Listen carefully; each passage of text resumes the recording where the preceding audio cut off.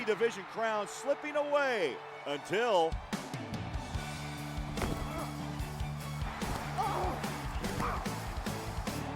Hayes drops to throw. Looks, fires a slant pattern to Oscar Rogers. Catches it, breaks a tackle to the 5. Touchdown, Tennessee. Foster pops it to the outside, almost untouched. Lincoln boots it, spinning toward the end zone. Good! And Tennessee takes the lead. 38 seconds to go. The kick spinning toward the upright. It is no good. The title hopes stay alive.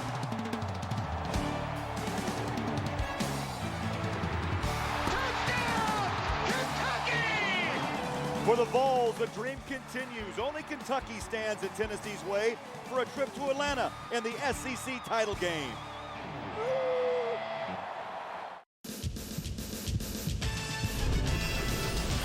Man is wide open. Touchdown Florida. How about that effort? Touchdown Arkansas.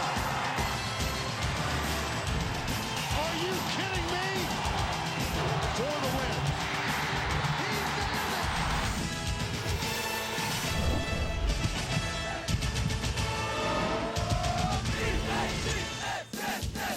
The holiday feast continues here in Lexington, Kentucky, where all eyes of the SEC are focused today. The Tennessee Volunteers have destiny in their hands, just one win away from playing for the SEC championship.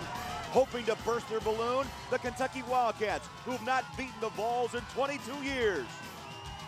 Celebrating 75 years of SEC football, it's the Home Depot SEC on CBS, Tennessee, and Kentucky. Welcome to Lexington, home to the Kentucky Wildcats.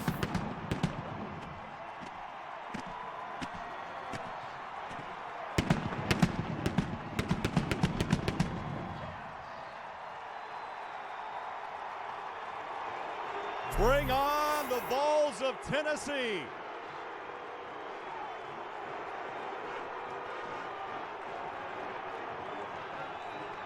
The final week of the season finds Tennessee needing a win against Kentucky to book a trip to Atlanta for next week's SEC title game. A loss sends Georgia to Atlanta to take on LSU.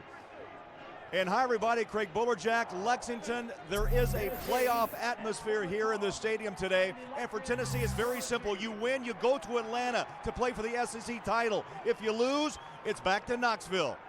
We've been taking everything one game at a time.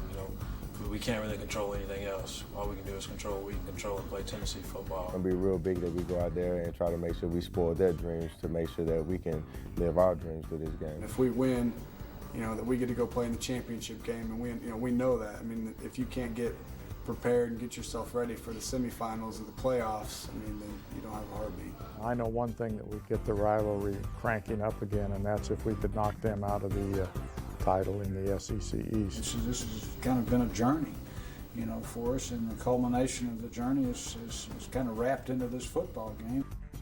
And Steve Berline joins me. It has been a journey for both Tennessee and Kentucky.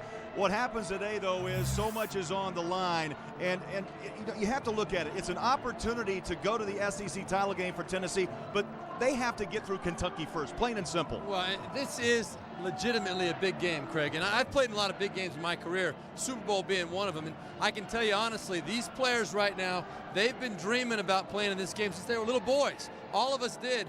Today is the day they get to pay it off one way or the other. They're excited, but man, does it mean an awful lot. Yes, it does. Two senior quarterbacks on the field today. They've got great arms, and what they do best, they throw touchdowns. They do throw touchdowns. The ball is going to be in the air. There's going to be all kinds of fireworks going on, and it starts with the Tennessee Volunteers and Eric Ainge. This is a guy, tremendous prospect in the NFL. This guy can do everything. He's smart, he's big, he's strong, he can make all the throws. But on the other side of the field, Kentucky Wildcats have a man of their own named Andre Woodson. This is a guy who really has jumped into the spotlight as one of the very best college quarterbacks in the country. Some saying a top 10 pick. I agree with that. He's a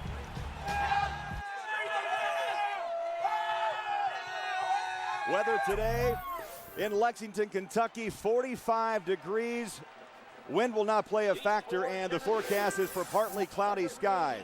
Tennessee has won 22 in a row against Kentucky. The last time the Wildcats won, well, the year was 1984, and Ronald Reagan within the White House. You can experience SEC college football today on CBS, brought to you in high definition by Sony. Well, Tennessee has won the toss and has chosen to receive.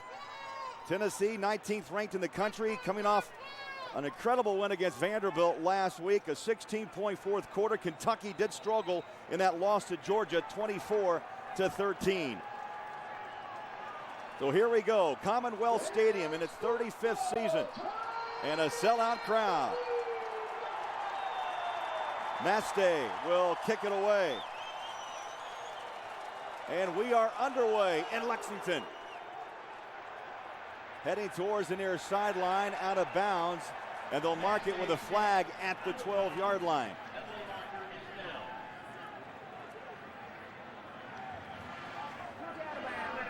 On Kentucky, ball will be placed at the 35-yard line. First down.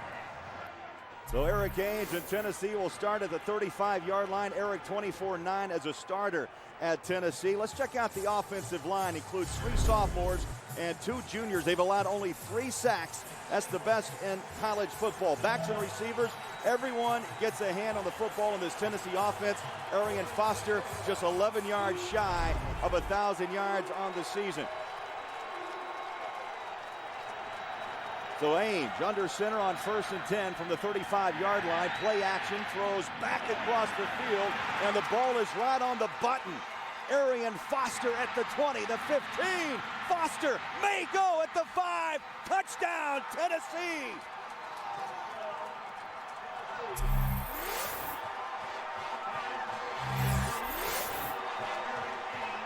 "65 yards on the opening play in Lexington." This is classic. It's a straight fake handoff. It's a bootleg. But what happened? Kentucky completely forgot about the guy that Eric Ainge faked the handoff to. That's Arian Foster down the left sideline. Give credit to the Tennessee coaches. They saw something on film where they realized Kentucky kind of gets caught up in the action. Arian Foster, nobody within 20 yards of him. What a way to start the ball game. Unbelievable. 65 yards, second touchdown receiving for Foster, and Daniel Lincoln, who's hit 42 of 43 PATs, kicks it through the uprights. 65 yards to start this game. First play in Lexington, Arian Foster, 65 yards, and Tennessee leads by 7 on CBS.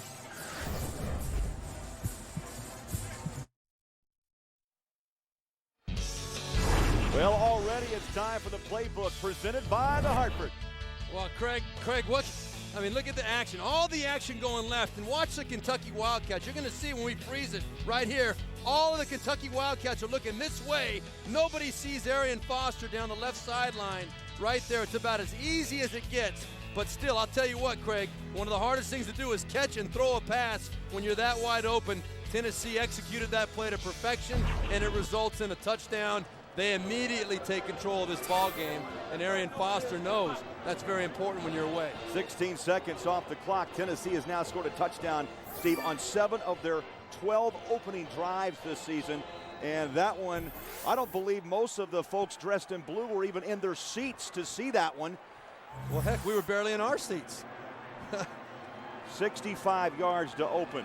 Britton Colquitt has it teed up at the 30-yard line. Raphael Little and Derek Locke are set to receive for Kentucky.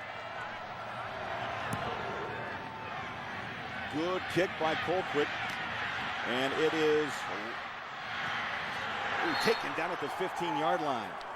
That's Burton, who goes down at the 15-yard line. Well, the quarterback for Kentucky, the senior Andre Woodson, thrown for nearly 3,000 yards, 30 touchdowns on the season. O-line is strong up the middle behind the seniors of Eric Scott and Jason Leisure. And the backs and receivers, Steve, I'll tell you, they provide many weapons for Woodson. Keenan Burton and Steve Johnson have combined for 16 touchdowns this season. Yeah, you know, Craig, the leading receiver for Kentucky only has 51 catches, but you got 4 or 5 guys over 40, so the ball does get spread around as well as anybody in the country. And Woodson will set up the first play from the shotgun. A little pitch out. Raphael Little chased down from behind and dropped at the 15-yard line. Good pursuit Mayo, the middle linebacker. Defensively for Tennessee, and the Volunteers like to rotate that defensive front. Xavier Mitchell anchors the starting four. Linebackers all about speed. Rico McCoy, Mayo, they average over 8 tackles a ball game. The secondary is young, led by the freshman corner, Brent Vincent, and the strong safety, Eric Berry. A loss of 1 on the shovel out to Raphael Littles. That brings up 2nd down and 11. Only a minute into the first quarter, and already Tennessee with that 65-yard touchdown as Woodson sets up, throws, up and over the middle, and that ball is incomplete. Now there's a flag down at the 30 and another one down at the 40-yard line. Ryan Carl, the linebacker, was out on coverage and got a piece or a bump on Keenan Burton. Yeah, there's no doubt Ryan Carl up the field that far down the field trying to cover Keenan Burton that far away from the quarterback. That ball's in the air a long time. He knew he was in trouble just to stay up with Burton, and he was hanging on him a little bit as they started to go down. He was definitely hanging on Burton's back. 10 wagers with the call. Pass interference. Number 39 on the defense. Penalty 15 yards from the previous spot. Automatic.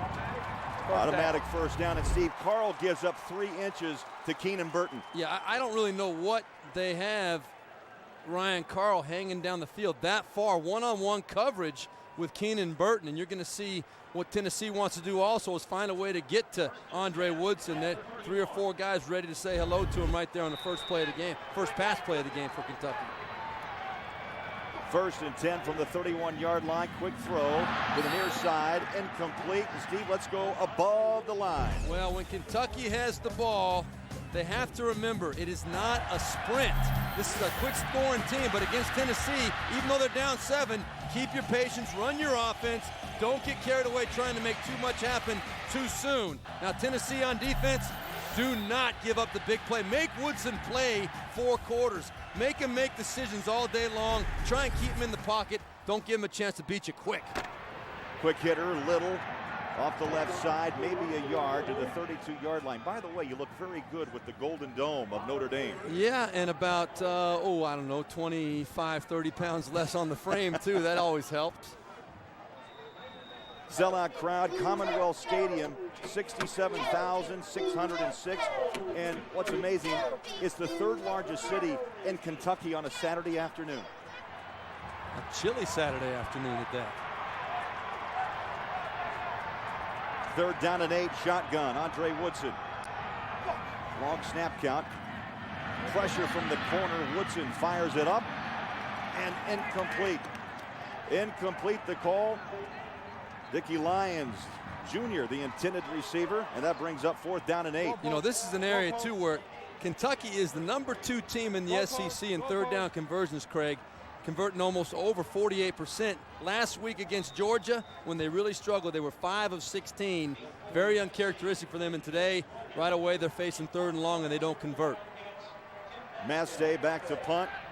And Dennis Rogan back to receive inside his own 30-yard line. Massey averaging 40.5 yards per kick this season. And high hanger. Terrific kick. Rogan takes it at the 30 and is dropped at the 35-yard line. Dangerous return. Rogan a pick up a 5 on the punt.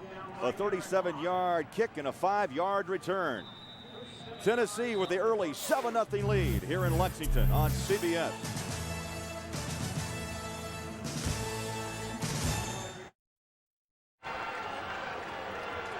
Well, Steve, the longest win streaks in college football belongs to Tennessee over Kentucky. 22 consecutive wins dating back to 1984. And that just became the leading streak in the country because my alma mater unfortunately lost to Navy for the first time in about 44 years. So the proud owners of this streak are playing here in front of us today. Now 22 straight games, Tennessee over Kentucky. 12:51 to play after that early touchdown. And Arian Foster scrambles and pushes for an extra yard or 2 up to the 38-yard line. And we look at Kentucky on the defensive end. That front likes to apply pressure to Ainge. Jeremy Jarman ranks number 2 in the SEC. 9 sacks on the season. The linebackers simply said it's 2 words. Wesley Woodyard averages over 10 stops a game. Hey, no one's better in the SEC. In the secondary is Young, 3 sophomores, and the senior strong safety in Roger Williams. Tennessee will play with multiple sets. This from the I formation, second back through, and Foster powering past the 40 to the 41-yard line. And Steve, let's go back above the line. Well, for Tennessee, it's been a struggle all year on the road. 1-3 on the road. The Volunteers have got to become road warriors, and the way to do it is to come out and score quick, but get your confidence up and really establish the mentality you can be a great offensive team. For Kentucky on defense, they got to get to Mr. Ainge in the backfield. Greeting Mr. Ainge, you've got to find a way to get to him. He's only sacked 3 times the whole year, but you've got to find a way, not necessarily to sack him, but to get in his face and make him think about you, because that really does affect his effectiveness. Play clock down to 4, down to 3. Tennessee gets the snap off. Ainge throws to the far side. A little pitch and catch. It's caught.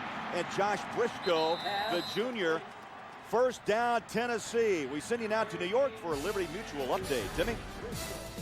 All right, Craig, in a game that does impact the ACC championship matchup next week, Sean Glennon goes 39 yards to Eddie Royal. These two were high school teammates. Royal with 5 catches for 132 yards on the day, 20-14 Hokies at the break. Craig.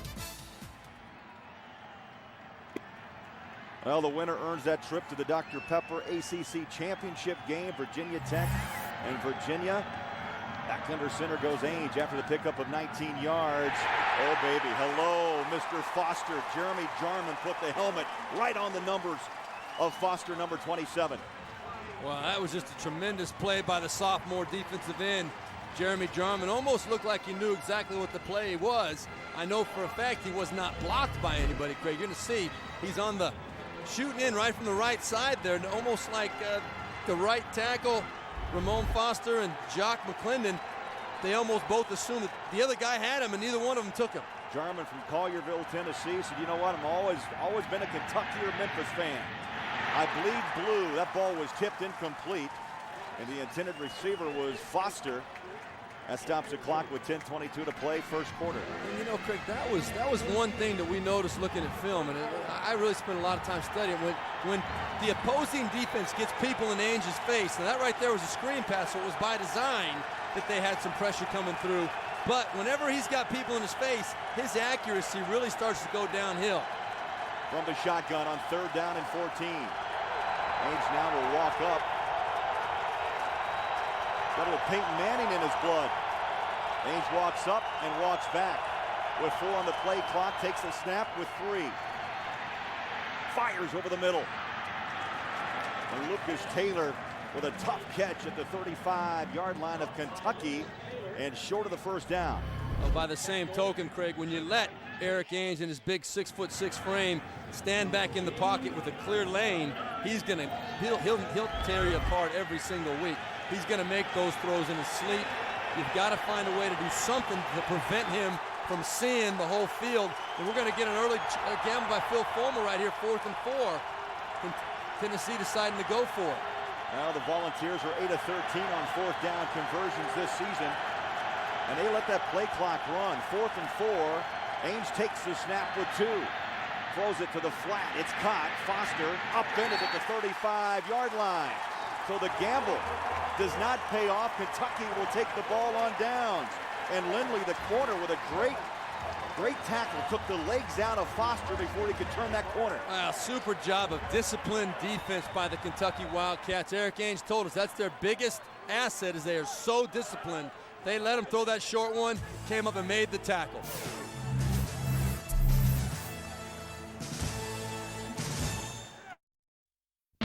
This was the Pontiac game-changing performance from last week. Indiana's Austin Starr dramatically won the game against arch-rival Purdue, setting off a celebration by late coach Terry Hefner's wife, Jane. The win fulfilled his promise to make IU bowl-bound again after 14 years. Go online to view and vote for this week's top plays. The winning school will receive a $5,000 general scholarship contribution courtesy of Pontiac and the only fan-voted scholarship program. When you vote, you can register to win a $5,000 scholarship for you or someone in your family. Voting starts Sunday at Pontiac.com/NCAA. Well, just a really good job by the Kentucky defense. Real good discipline. You'll see they drop back into their zones nice and softly and let Arian Foster catch that ball, and you saw Trevard Lindley and Calvin Harrison, number 33, coming over and making the play, keeping the ball in front of them, not getting caught up in the situation, remembering their assignments, and then making the play. Second offensive series for Kentucky. Pressure. Woodson swings out of trouble, still gets that ball away incomplete at the 35-yard line. Robert Ayers bringing the pressure on Andre Woodson. Woodson 63% completion percentage this season for the senior from Ratcliffe, Kentucky. And you know, if Tennessee can keep that pressure on all day, that'd be great. They're one of the worst teams as far as sacks in the SEC this year, only 14 sacks on the season, but they've got tremendous athletes. They're always known for tremendous pressure up front. If they can keep that pressure on Woodson, that'll help out tremendously. Woodson 0 for 3, first completion at the 42-yard line, close to a first down. And Woodson, a great story. The senior changed his entire approach to this game thanks to Randy Sanders, the quarterback coach who came over from Tennessee. How about this, Steve? Offered a scholarship while he was in the 9th grade. Yeah. 9th grade offering him a scholarship, and that was the only scholarship he was offered until well into his senior year. 1st and 10, Kentucky. Woodson surveys the Volunteer defense. Hand off straight up the gut. Nice hole, Little breaks through. The little man runs big. And another first down inside Tennessee territory at the 42.5-yard line. Yeah, the little man does a great job getting through the cracks for a big run right here. You see the down blocks by Justin Jeffries and Jason Leisure. The right side creates a big gap, a big hole for the little man to get through right through there. And I'll tell you, get him a lane like that, he's going to hit it quick and make you pay the price. 3 carries, 14 yards for Little as he closes in on 800 yards rushing this season. 1st and 10, back-to-back first downs for the Wildcats. Again, the quick hitter. Up the middle goes Grinner, the fullback, to the 33-yard line, and the strong safety, Eric Berry, the freshman who leads all SEC freshmen in tackles, brought down Grinner. And Maurice Grinner not going to get the ball too many times, but a good job early establishing him by Rich Brooks and his staff. Joker Phillips, the offensive coordinator, give him the ball early, make Tennessee respect him. That'll open up things on the outside for Raphael Little in the passing game as this game develops. As Steve, Kentucky trying to reestablish the ground game. The last 4 ball games averaging 86 yards on the ground, and throughout the season 160. So way off their mark over the last month of the season. 2nd down and short. Back to the ground. One hop, in and out, and Little will push forward, and another first down for the Wildcats at the 31-yard line. You know, we talk about the woes on the ground for Kentucky. How about the defensive troubles for Tennessee? Yeah, look at that. You look at the Cal, Florida, and Alabama games. A lot of big plays. Obviously, the touchdowns result from that. But look at the rushing yards at the bottom. 230 versus Cal, 255 versus Florida, and almost 150 against Alabama. Not acceptable. Coming around the corner, but for not a lot of yards, as Little. Looked like Woodson was hesitant, but boxed in a little bit to shovel past that ball out to the near side. Well, it was almost a little bit like an option, Craig, but I think he might have been told to pitch that ball because he really didn't come down the line very far. We got a player down. And the right tackle, Justin Jeffries, sophomore from Louisville, is up quickly, and a big man at 6'6", 310. And Brad Durham, a freshman who backs up Jeffries, now checks in for Kentucky at that right tackle spot. Well, Craig, we remember in our conversations with Joker Phillips and Rich Brooks, one of the things they felt was a problem with their running game was that they'd become kind of a finesse team the last several weeks, as opposed to early in the season, a power, physical running team. They wanted to try and get back to it, and they're doing a good job of it today. Well, back is Little, 7th play of this drive. 2nd down and 6. Kentucky down by 7. Woodson, little shovel pass. Lyons comes around from the wide receiver spot and leans for a tough yard to the 27-yard line. You know, again, that's back-to-back pitches that Woodson just doesn't look comfortable to me. It's actually the 3rd one of the game so far. They did one backed up in their own end zone too earlier, Craig. And I like the creativity that they're showing, but a lot of times you can almost outthink yourself a little bit trying to get too creative. You're doing a great job running the football right at them right now. Try and set the tone, set the tempo that it's going to be a physical style running game coming right at you all day. Then you can add those little creative things as you go along. 3rd down and 6. Kentucky 49% on 3rd down conversions this year, 8th best in college football. Rolling out, Woodson pressured and taken down back at the 42-yard line. Elix Wilson, the middle linebacker, flew in and threw down Woodson. Well, I'll tell you what, if it wasn't Elix Wilson, he was going to get blindsided from the back by Ben Martin coming off the edge right down here in the bottom. Actually, no, that's not Ben Martin. That was Nevin McKenzie coming from the backside. But you're going to see almost what you'd call a jailbreak right there. We had plenty of guys coming to make the tackle on Andre Woodson. If it would have been McKenzie coming from behind, I really think that would have been a fumble because Woodson would have had no chance to see it coming. It's almost better that he got hit in front of him. Mass State will try to punch this ball inside the 10-yard line. Angles to the corner. Dennis Rogan takes a look, and it bounces out at the 18-yard line.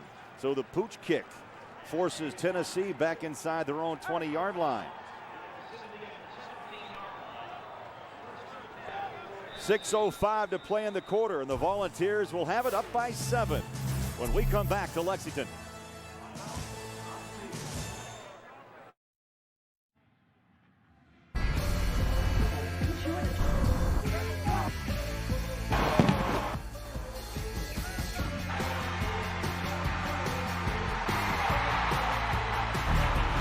Welcome back. Sold out Commonwealth Stadium, Lexington, Kentucky.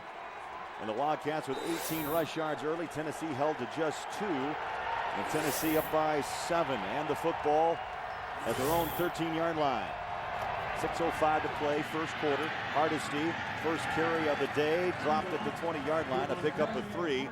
And the CBS Sports Store is the perfect place to save big on gifts for all the sports fans in your life this holiday season. Today only, you can save 20% on all officially licensed NCAA jerseys and caps.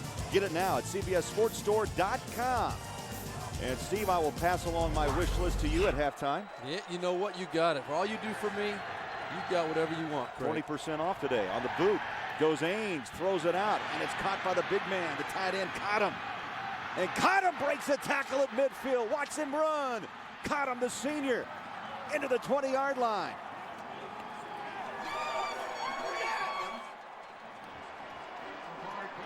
Well, I'll tell you what, it's again another bootleg.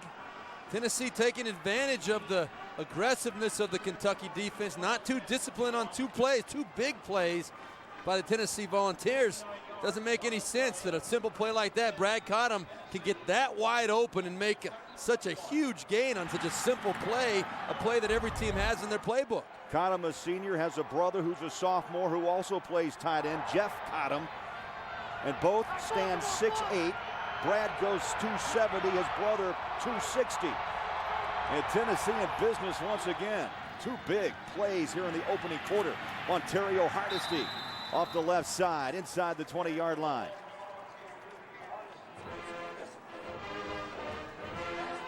And for Tennessee, it's very simple.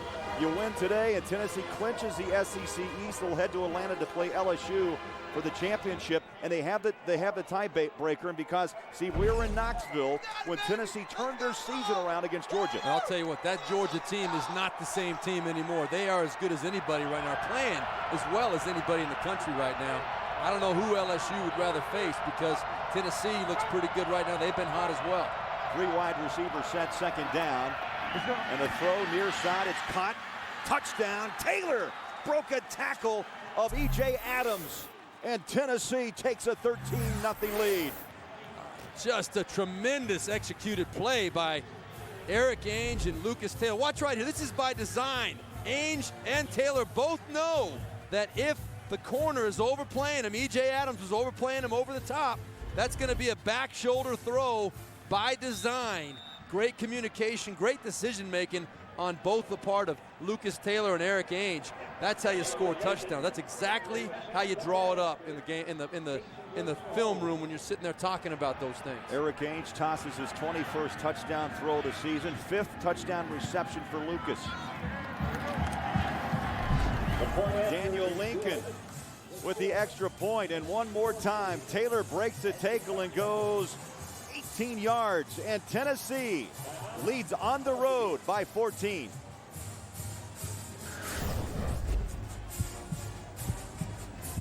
Passes for touchdowns on the season. So far in this game, Steve, you like these numbers, my friend. The old quarterback, 6 of 7, 171 yards in the first quarter. And I'll tell you what, it's been pretty darn easy for Tennessee. And that's not taking anything away from Eric Ainge. He's made some very good throws as well, but the big plays to Cottom and the first play of the game to Arian Foster, tremendous. And then, of course, the strike to Lucas Taylor that was right on the money. Colquitt, a short kick at the 10-yard line. Burton takes it for Kentucky at the 25, cuts, and is taken down at the 32, maybe the 33-yard line. Well, it's been a little bit of a aberration for the Kentucky offense so far. They're not used to getting this guy hit as much. Tennessee's been finding a way to get to the quarterback back there in the backfield. Woodson has not had a chance to set up and make plays up the field. And as stated earlier, the Tennessee defense has not done a good job this year generating pressure. Today's a different story so far. So Kentucky with the football, down by 2 touchdowns. And under center goes Woodson. A little fumble on the exchange. Little pulls it in, tries the far side, and is chased down after a gain of 2. Tremendous play by Gerard Mayo, coming from the backside, hurdling over the top of a down Kentucky lineman and then making the play over the top. You know, John Chavis, the defensive coordinator for Tennessee, told us that he really believes that both Gerard Mayo and Rico McCoy, number 5, linebackers for Tennessee, are really legitimate All-American guys and should be All-Americans. Well, McCoy averaging over 8 tackles a ball game. Mayo 8.5 stops per game. Had a career high 15 tackles last week in that comeback win over Vanderbilt. Once again, Raphael Little working the short side of the field, bumped out of bounds at the 37-yard line. John Connors trying to break a little outside. And Steve, going back to this Tennessee defense, and you talk about John Chavis, the defensive coordinator. These are not what you call prototype linebackers. McCoy goes 215, Mayo 230, Ryan Carl 218. He recruits speed, not particularly size. Speed, and that's the way that college football and the NFL in reality have gone. They've gone more to speed and explosive power as opposed to just girth and weight and that kind of power. It's a totally different game now. Third down at 6 for Kentucky. Little tried it up the middle, scoots outside and takes a hit on the pads at the 40-yard line, and Tennessee is fired up on both sides of the football. You know, I'm a little bit confused. I'm impressed with Kentucky, how they're sticking with their game plan, and even though they're down 14, it's still the first quarter, but to run the ball on 3rd and 6 or 7 yards like they did right there, that doesn't make a whole lot of sense to me. You ran it on 1st down, ran it on 2nd down. You've got to have a few plays in your playbook to get the ball and convert that 1st down, as opposed to just handing it and getting 2 yards and then having to put your punter back out there on the field. Mass State back to punt at his own 25-yard line. Dennis Rogan awaits at the 20. High hanger. And Rogan pedals back, takes that ball at the 17, heads up the sideline, stood up and dropped at the 30. Well, time now for an SEC moment presented by Sonic. The year was 2002. Kentucky could taste victory, but LSU had other ideas and is what is known as the Bluegrass Miracle. Randall stops, throws it as far as he can. Touchdown! Last play of the game. The Tigers pull off another miracle. No miracle in Baton Rouge last night. Triple overtime loss to one man named McFadden and the Razorbacks of Arkansas. Well, I'll tell you what, every week is something new and exciting. You got to love it. Back comes Foster on the ground, puts out a stiff arm, turns the corner, and to the 40-yard line. Let's go back to New York for a college football update. Here's Tim Brando. All right, guys, Miami is on the board against Boston College. Kyle Wright hits Ryan Hill, a 23-yard touchdown toss. BC hasn't beaten Miami since the Flutie Miracle. That was '84. It's been that long since Kentucky has beaten Tennessee in your game, fellas. Indeed, Mr. Brando, and Mr. Reagan was in the White House. How about the Hurricanes seeking their 10th consecutive bowl-eligible season, but they need a win today against BC. On first down, Ains throws it up over the top, nearly a one-handed grab. Did he get it? I think he pulled it in, Craig. Pulled it in. He did at the 37-yard line. Chris Brown somehow tipped that ball back to himself and pulls down another big play for Tennessee. Well, this is a great play here. Again, you're going to see a tremendous read by Erik Ainge. You see Chris Brown, number 28, right there, selling out completely and still have. Ooh, whoa. Yeah, that ball looked like it definitely hit the ground. They will review that. I think we're going to be told right now.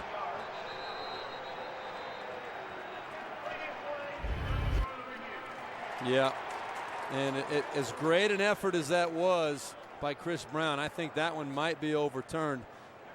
It was a very well designed, very well executed play. You're going to see as he's stretching out there the presence that he has to look up and find that ball. But let's see if it touches the ground. It did. Looks like it touched the ground. That's a great angle. Before he had control of it. And that they're looking for control. If he could have had his hand underneath that ball before it hit the ground, then I think they wouldn't have been able to overturn it. But you can see that angle right there shows pretty clearly that it does hit the ground. Now remember, it does have to be conclusive that it was the wrong call ruled on the field. And I think, in my opinion, that's pretty conclusive. As great an effort as it was by Chris Brown, I think that this ball does touch the ground before he has control of it. His hand is on the side of the ball. You can see right there. Ball is out. Right there. No that possession. Ball is touching the ground. Chris Brown, is great of an athlete as he is, unable to pull that ball down, but a terrific effort. This guy knows every formation in the Tennessee offense. He plays the tight end, he plays slot, he plays running back. In fact, he told us, great young man, by the way, I know as much as Erik Ainge about this Tennessee offense. He said he basically has to think like a quarterback because they do put him in the backfield. He's got to be a lead blocker. They flex him out wide. He's a receiver. They play him in a conventional tight end position as well. He poses a lot of matchup problems for the opposing defense because if you put a linebacker on him, he's too good an athlete for most linebackers to run with. The ruling on the field is reversed. Video evidence clearly shows it's an incomplete pass. Second down at the previous spot. So incomplete is the call after Penn Wagers reviewed. And I think there was no question what we saw, those angles. It was a terrific effort, but the ball went through his hands and hit the ground before possession. It did, and I hate to take away such a great effort, but the right call was made right there. Well, the ball is back at the 41.5-yard line, brings up second down at 10. Kentucky crowd on their feet. Wildcats are down 14 early here in the first quarter with 2:46 to play.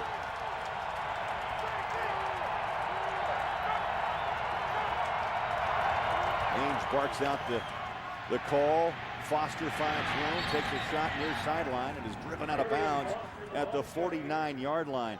Steve, how about this drive chart? This is a dream for any offensive coordinator in the country. You start at your 35, bang, 65 yards, touchdown. You do have to give it up on downs your second time, but you start on your 17, 4 plays, you're in the end zone. Boom, that's pretty darn impressive. If you're a head coach, you'll take those first 3 drives anytime. Even the second drive where they had to punt, 7 plays, they picked up a couple first downs.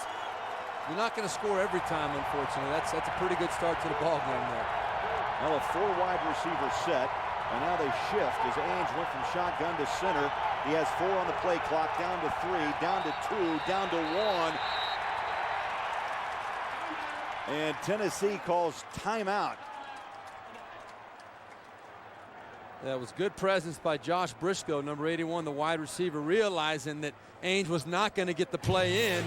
When we come back, Tennessee up 14-0.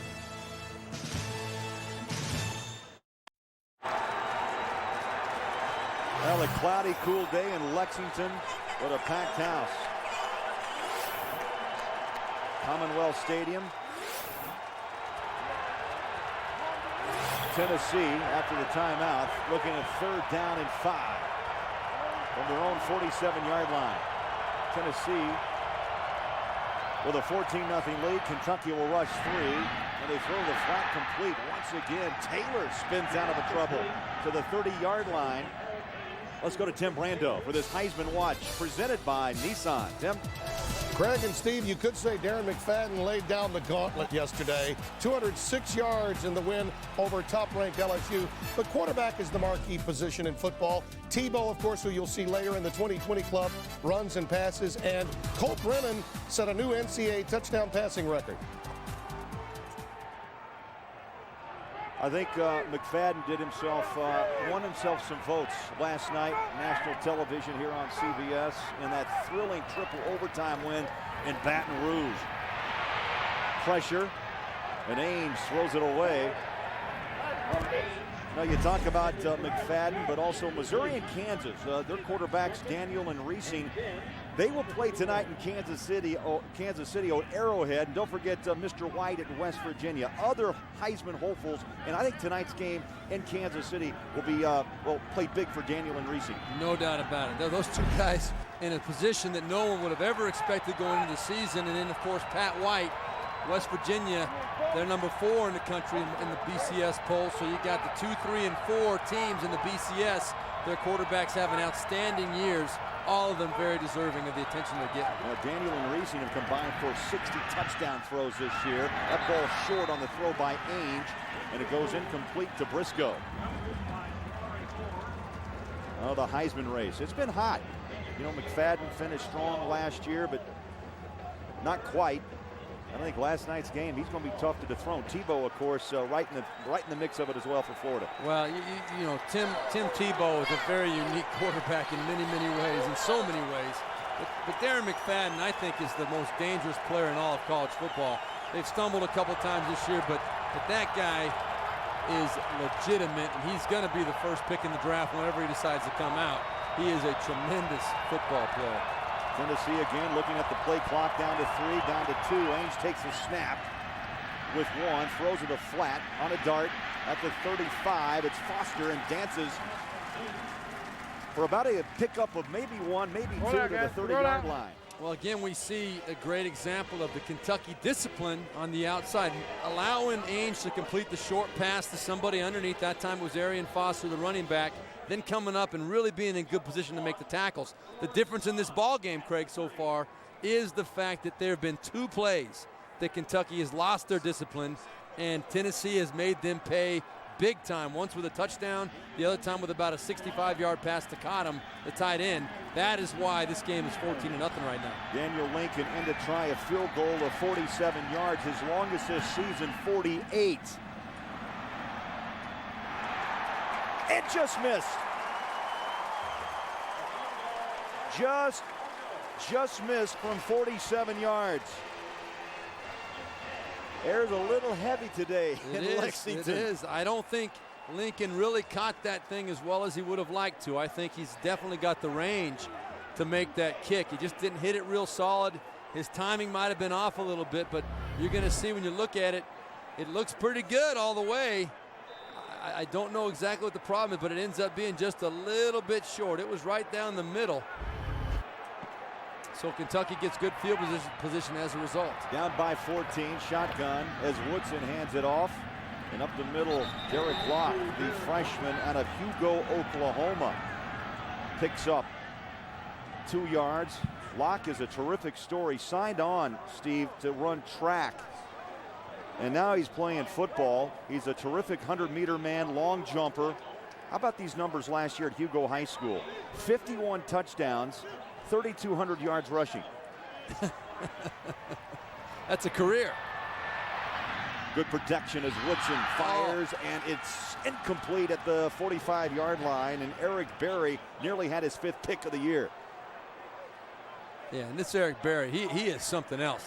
This true freshman coming in. He's got 4 interceptions on the season, 207 return yards, 96 of them coming against Tim Tebow and the Florida Gators on 1 return. But you can see the most in the NCAA. This guy is a playmaker. The coaches knew from the very first day he set foot on campus that this guy was ready to play, and he's proven himself to his teammates. They say they've never seen a freshman with better work ethic or more prepared to play than this kid. Ran back a pick 96 yards against the Gators earlier this season. Woodson throws in traffic. It's caught at the 41-yard line. Move the chains for Woodson. Is only his second completion here in the quarter. Yeah, you know, you really do not get the feel that Kentucky has any real rhythm in their passing game. I think they've been running the ball pretty effectively, but their timing is off. The rhythm is not there. They've got to find a way to get it back. 1st and 10 Wildcats from the I. First back through, plows for about 3. And Maurice Grinter will make it 2nd down. And call it 7. By the way, that last pass caught by Lyons becomes the 11th player in Wildcat history with 100 career receptions. Final seconds of the opening quarter winding down in Lexington.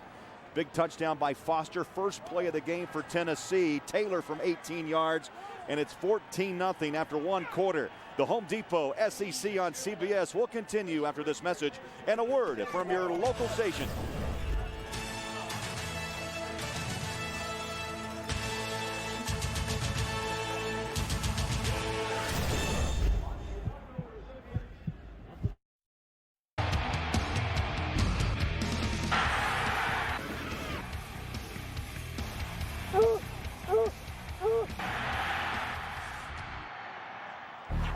Well, Tennessee barking there in the opening quarter, put 14 points on the board, and Tennessee looks very focused. Of course, what is at stake?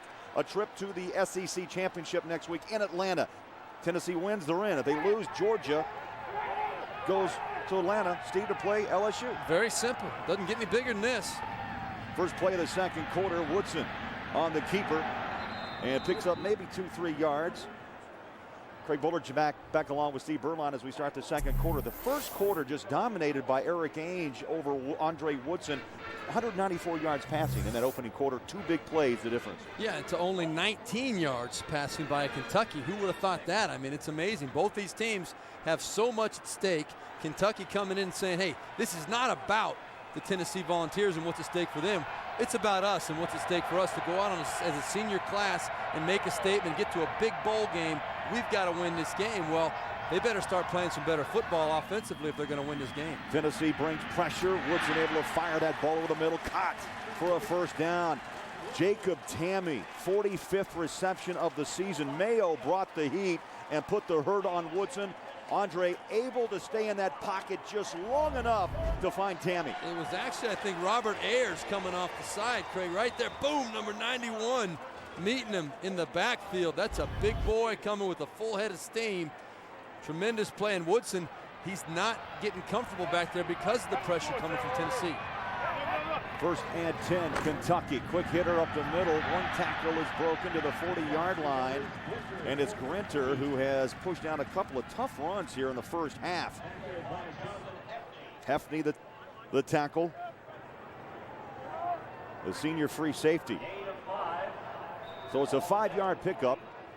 And all of a sudden, Kentucky looks to be moving the ball here, Steve, to start quarter number 2 in Lexington. Down by 14. Back under center goes Woodson. Takes a glance at that Tennessee defense. Up the middle, little spin, Little trying to work his way for an extra yard, and inside the 40 to the 39-yard line, Eric Berry put the helmet on Little. Yeah, this Tennessee defense is playing very physical today so far. They're winning the battles up front in the trenches, and John Chavis has got to be pretty excited about what he's seeing so far. This is a very explosive Kentucky offensive ball club that has not been able to figure out how to move the ball consistently. The plays that have been made, Andre Woodson, like that throw 2 throws ago where he made a tremendous throw and it was a great catch, but he took a shot as payment for getting that ball out of there. And your point, Steve, this Kentucky offense scores 35.5 points a ball game. That's 4th best in the SEC. And so far, it's a shutout through the first quarter. Yeah, and Kentucky got a timeout called just before the snap of that ball. Timeout, Kentucky. First timeout of the half. Rich Brooks can't be too excited about what he sees so far. In his 5th year, down by 14 on his home field in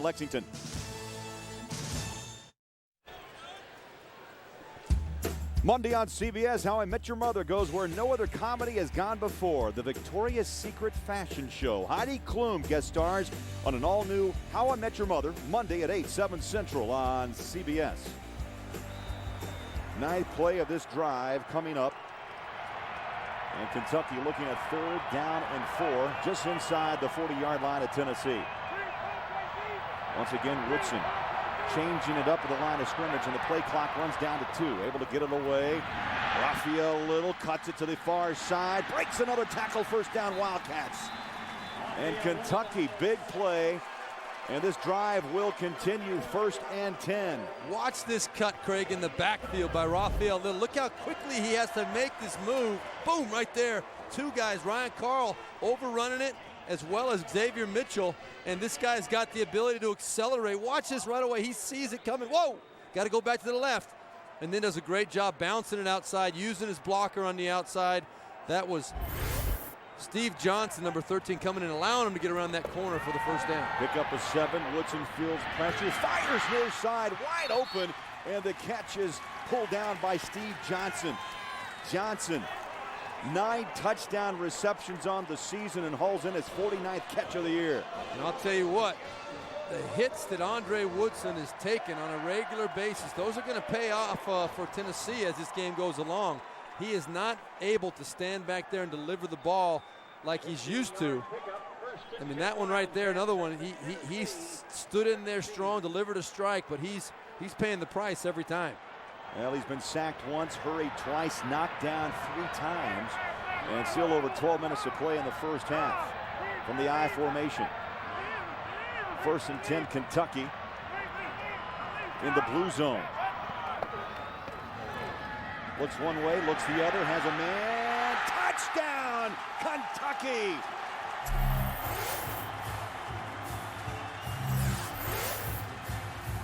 Steve Johnson's drive. Back-to-back grabs, and Johnson pulls down his 10th touchdown of the year. And a huge block on the 3rd down conversion, but right there, that's the one that's going to make the highlight film. Tremendous throw and catch. Andre Woodson saw man-to-man coverage, had no doubt where he was going with that football, and then delivered beautifully for the first payoff of the day for the Kentucky Wildcats. Woodson just passed Tim Couch for 2nd place all-time on Kentucky's total offensive yards list. 8,185. 17-yard touchdown for Steve Johnson. Drops it, man coverage, touchdown. Kentucky back in it. The Home Depot SEC on CBS will continue after this word from your local station.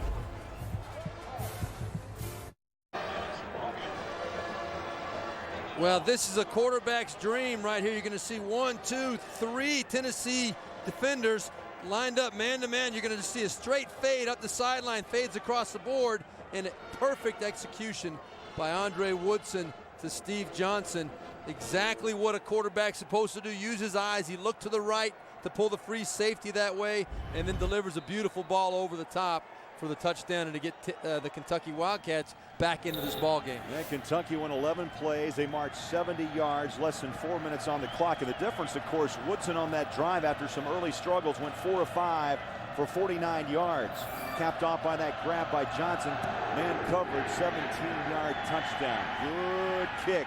And Rogan will take it at the 1-yard line, right up the gut at the 20, lowers his pads and taken down at the 25-yard line. Well, Thursday, the Survivor castaways get a chance to go up against some real Kung Fu warriors. Don't miss a new Survivor, China. That's Thursday right here on CBS. The question here in Lexington, who survives between Tennessee and Kentucky?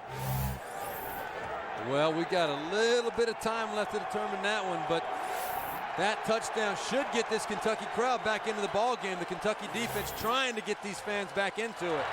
Yeah, the first time we've heard the sellout crowd on their feet. Down by 7.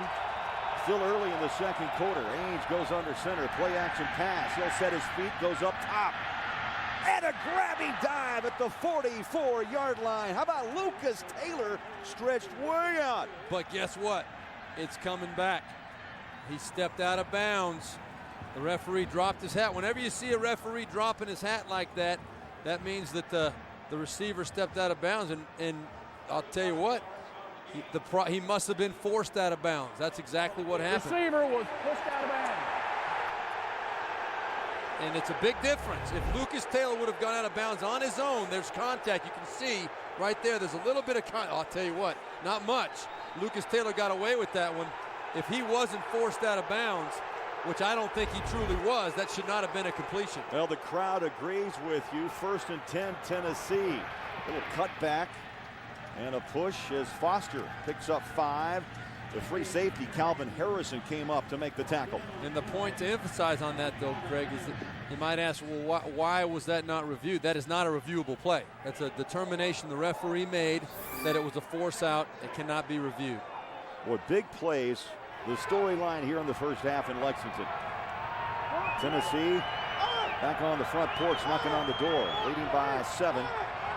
Rogers and Taylor set up to the far side. I formation for Ainge on 2nd down and 6. Ainge on the pitch. Here comes Foster, cut back, squares those shoulder pads. Tough to bring down Arian Foster, and close to a first down near the 30-yard line. Foster goes 225, 230. You are exactly right, Craig. I was just thinking the same thing. When he turns those shoulders and squares up the field, that pile moves, and that was a great job by the right side of that Tennessee offense to really move out of the Ramon Foster and Jacques McClendon. It was almost like the student body right. Super strong running play off that right side. Well, officials call timeout. They bring the chains on the field. We're sitting right at the 30. And this is going to be a chain link or two. They're giving it to him. By a chain link. By a chain link, yes, sir. 1st and 10, Tennessee. Arian Foster, only a junior.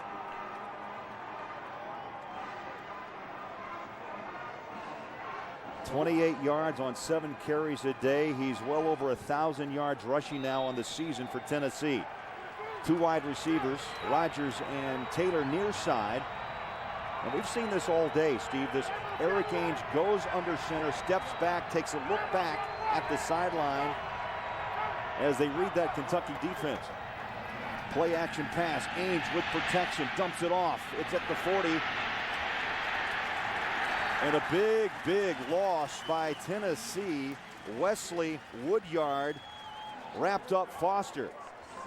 And that was good pressure by the Kentucky defense for one of the very few times today. And you can see what a difference it makes. Eric Ainge will not take a sack. He's been coached, and he's been told that we would rather have an incomplete pass. Well, the Kentucky defense, they think an incomplete pass is pretty good. Right there, actually, it was a completed pass for a 6-yard loss.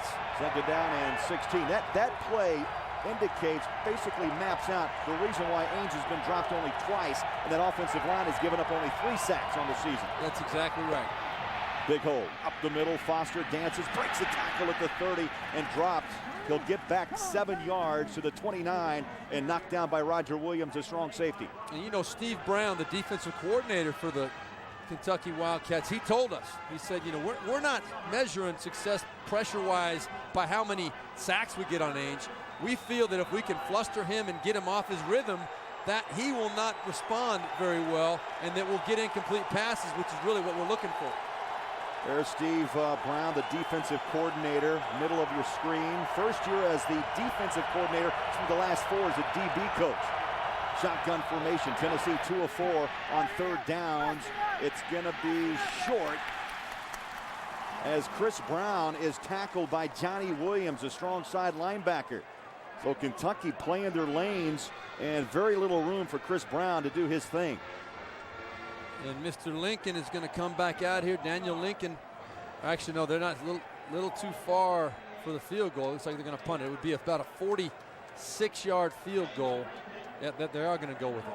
Well, Lincoln missed from 47 on the other end of this field late in the first quarter. This is going to be actually a 45-yarder. This will be a 45-yard attempt, missed from 47.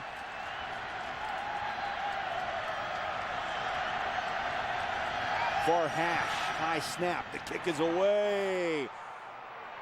And it floats through from 45 yards. That ball floated in slow motion. But a 45-yard kick by Lincoln And Tennessee builds a 10-point lead. 17-7 in Lexington.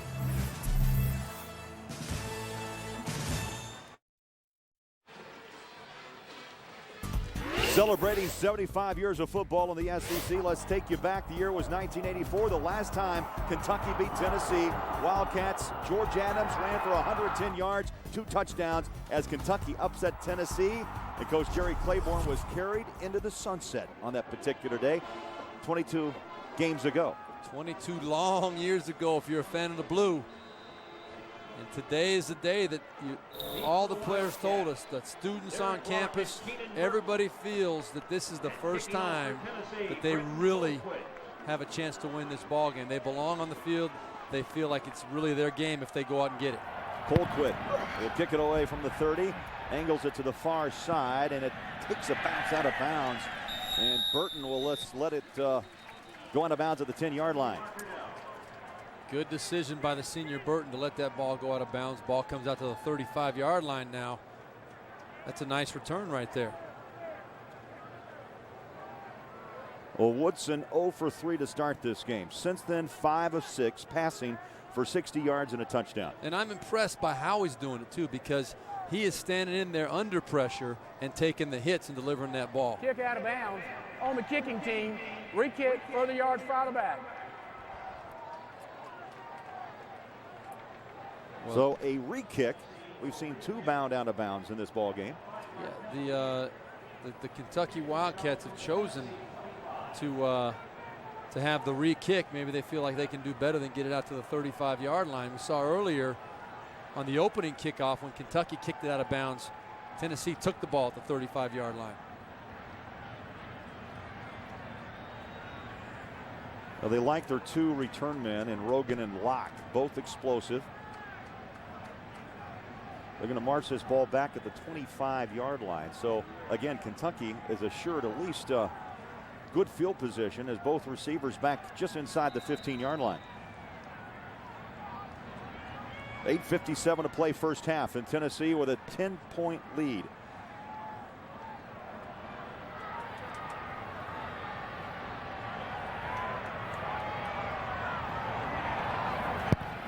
Line drive kick. Jeez. Takes a bounce. This one may head out of bounds. It's picked up at the 26-yard line by Burton and wrapped up as he squirms his way to the 40, call it the 38-yard line. And Steve, one key in this ball game so far in this first half, Andre Woodson has felt pressure up the middle and from the sides. Yeah, we've been talking about it. You can see Tennessee again has not been known this year for the pressure on the quarterback, but today I guarantee you Andre Woodson, he right there pleading with the referee, hey, that was a little bit late, man, throw the flag. But the bottom line is he knows they're coming. They've already made that very clear to him. 2 hurries, 3 knockdowns, and a sack. Down by 10. Kentucky takes the football at their own 37-yard line. Handoff. Here comes Raphael Little. Turns the corner at the 40 and steps out of bounds. That stops the clock at the 43-yard line. And you know, Craig, sometimes a block doesn't have to be pretty. And right there on that left side, you had Jacob Tamme, the tight end on the left side. He was trying to block JT Mapu. And you're going to see right on the left side of your screen right here, he just barely gets a piece of him. And the man's really too big for him to block one-on-one all over the field. But he did a good job of just holding his ground and getting a piece of him, let Little get around the edge. They pick up a 5 for Raphael Little. From Anderson, South Carolina. And there's a flag down.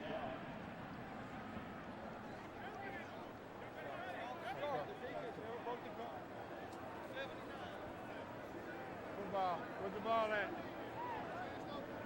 10 Wagers will give us the call. Prior to the snap, false start. Offensive lineman, penalty 5 yards. Down remains second. Jacob Tamme, the tight end, and coming up on the Geico halftime report, Tim Brando and Spencer Tillman along with Archie Manning will get you up to date on all the scores and highlights. Plus, they'll preview the second half of our doubleheader between Florida State and the Florida Gators with Heisman hopeful Tim Tebow. That's all coming up on the Geico halftime report. Doubleheader day here on CBS.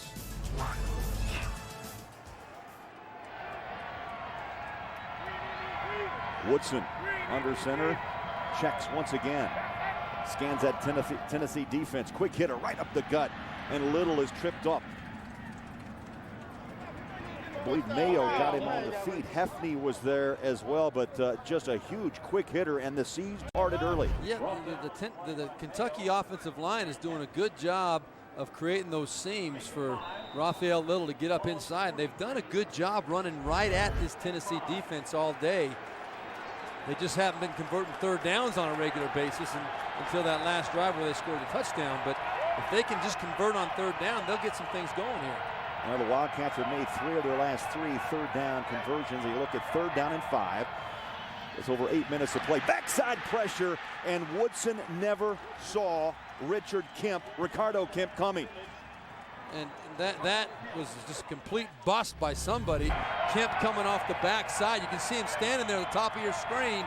He's coming off that edge, untouched. That's an absolute dream for a defensive player.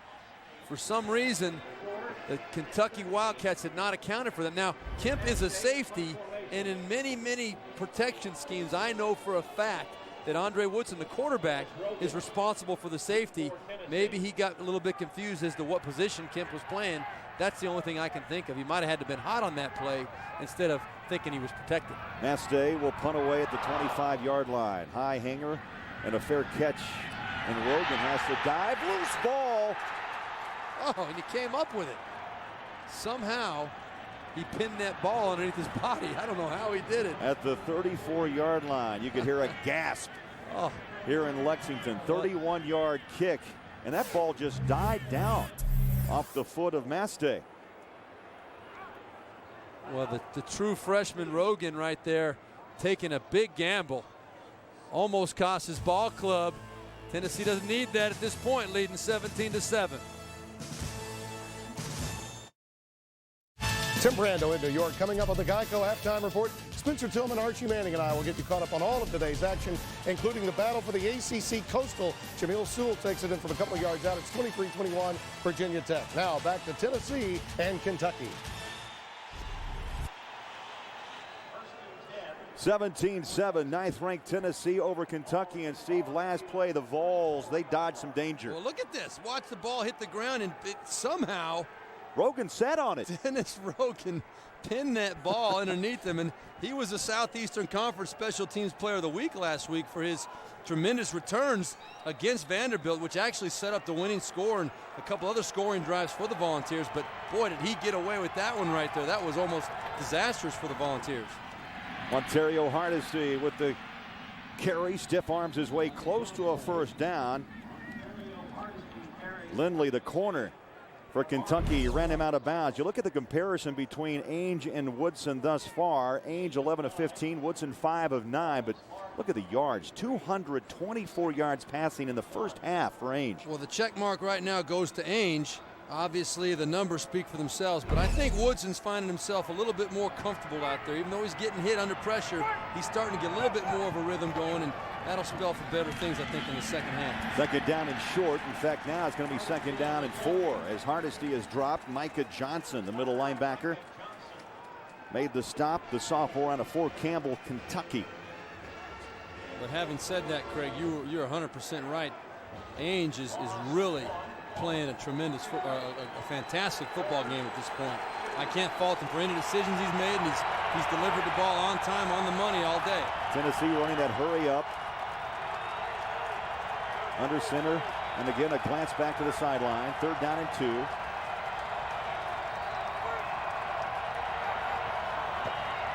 Ainge on the rollout, pressure, in trouble, dumps it.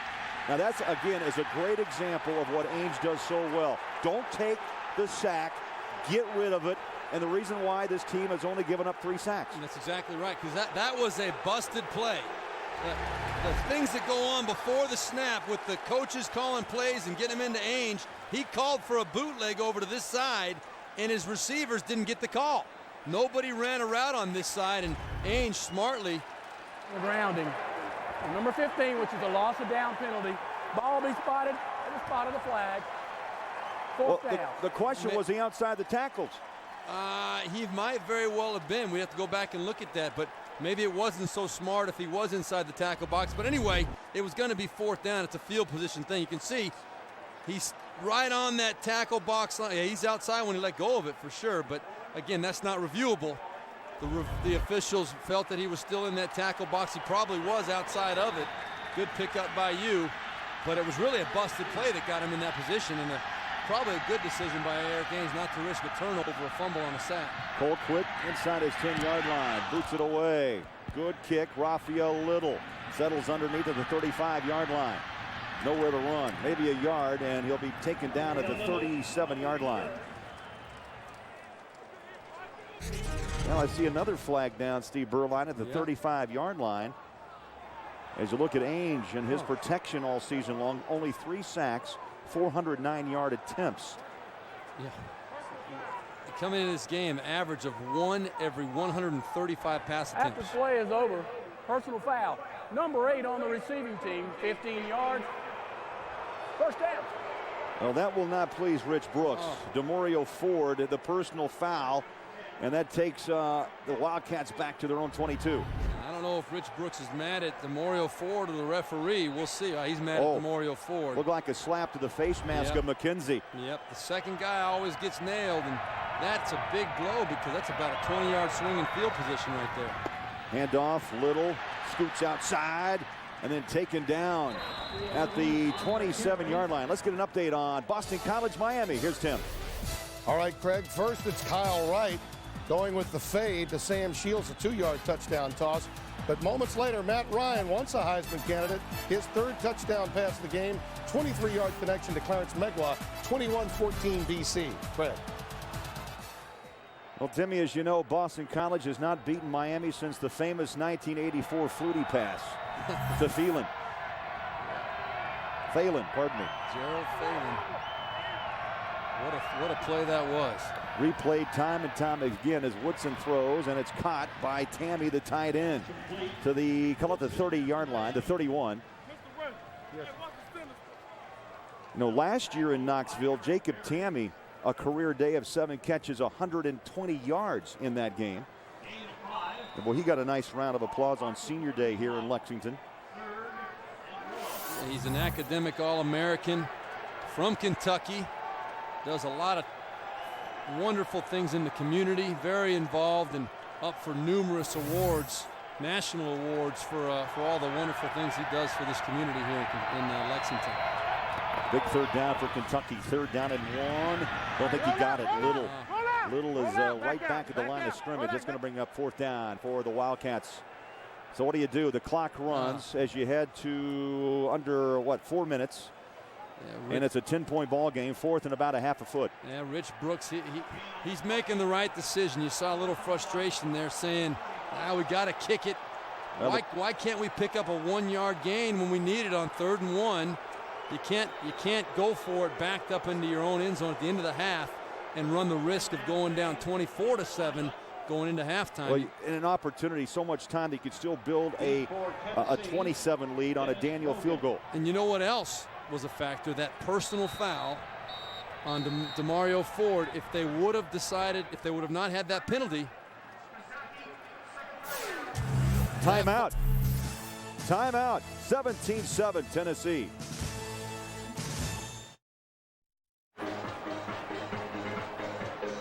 Red Lobster presents today's Scholar Athlete and a salute to Tim Mastey of Kentucky. 3.72 GPA, his economics major, and the Red Lobster commitment to the investment of our future is shown today by donating $1,000 to the University of Kentucky's General Scholarship Fund. And he's back to punt, scoops it up. Now he's going to run it. Needed a yard. Took a shot. First down, Wildcats. And so after the timeout, Rich Brooks is a gambler. He rolled the dice, and the drive continues. Mastey, I'll tell you what, that guy right there just got introduced to what it's like to run the football in big-time college football. He looked pretty fast going up in there, went straight ahead, but watch this, no move. Ooh, right in the chops. Gerard Mayo saying hello to him. Listen to this.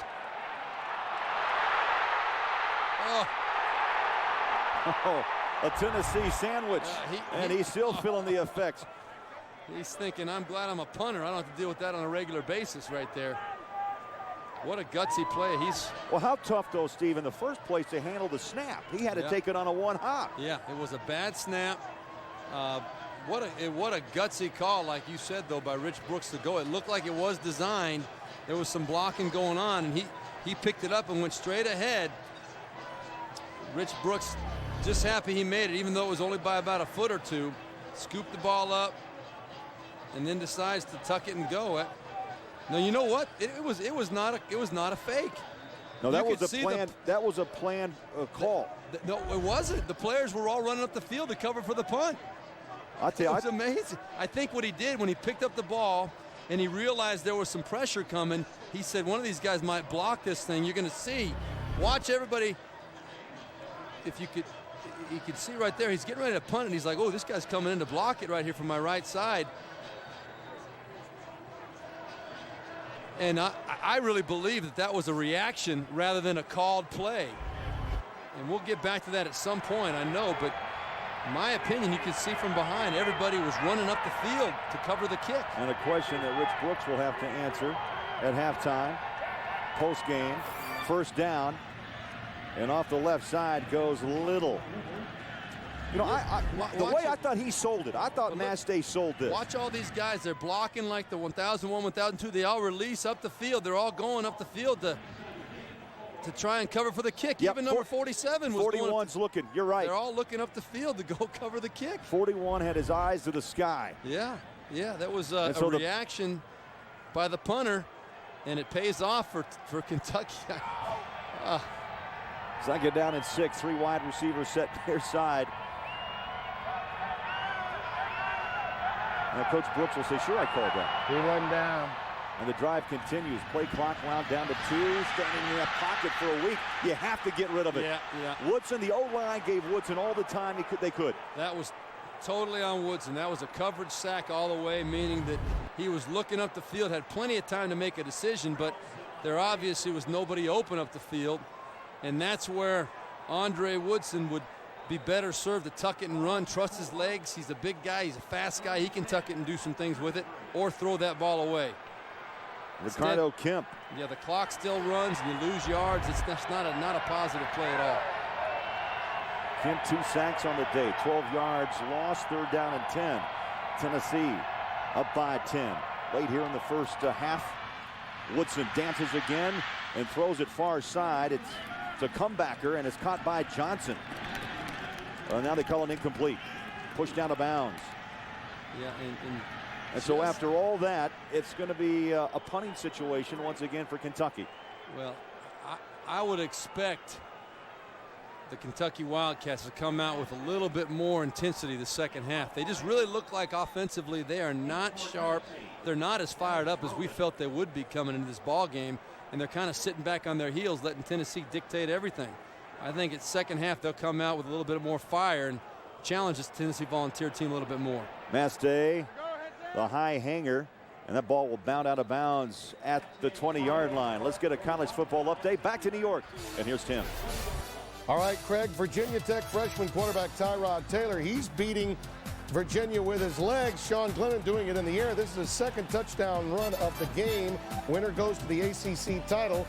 And it's hokey, hokey, hokey high. The boys from BPI by 9 right now.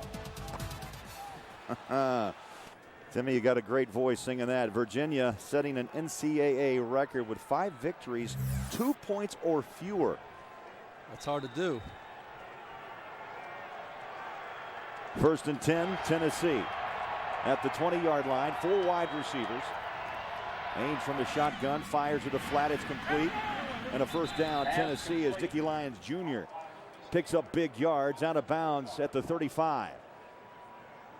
That stops the clock with 1:47 to play, and Tennessee with a 10-point advantage here.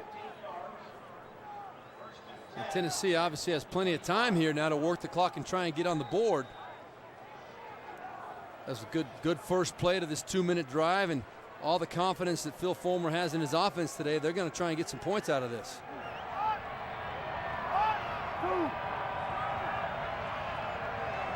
First and 10, shotgun, low snap, Ainge dumps it over the middle.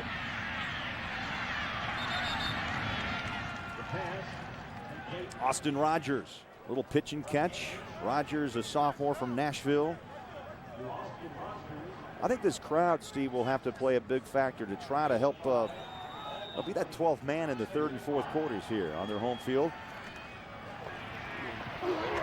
Heads up, watch out. There's Arian Foster just dragging the pile with him, moving the pile like he does so well. But yeah, the energy just isn't here right now. And the first play of the game, Tennessee takes it all the way for a touchdown and kind of took the wind out of the sails here, I think, of everybody in the stadium, including the team. Tennessee calls timeout with 1:17 to play. Vols by 10.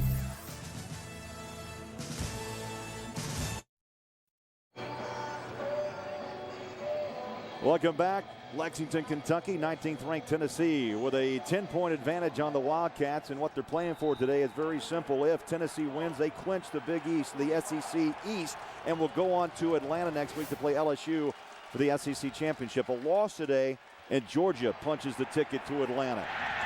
Foster led head on at the 45-yard line. Tennessee needed, what, about a football? They needed about a half a yard, but I don't know if they got it. They're going to measure. That was a good, stout effort by the defensive front for Kentucky. Arian Foster, you figure he'd be able to move that pile.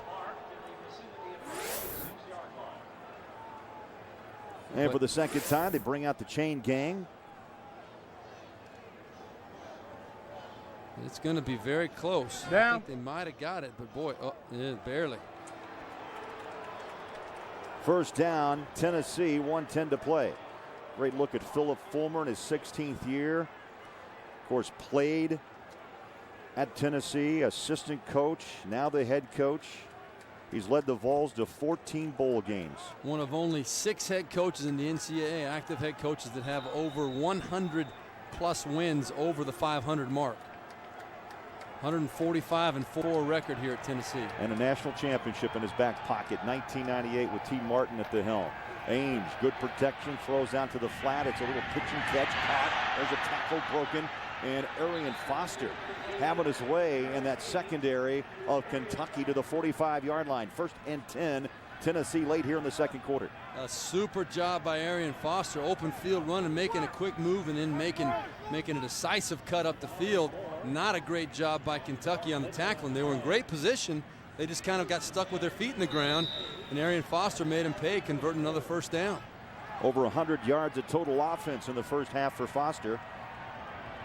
Taylor and Briscoe in a 4 wide receiver set. Ainge dances and fires up over the top. Oh, it's picked off at the 31-yard line.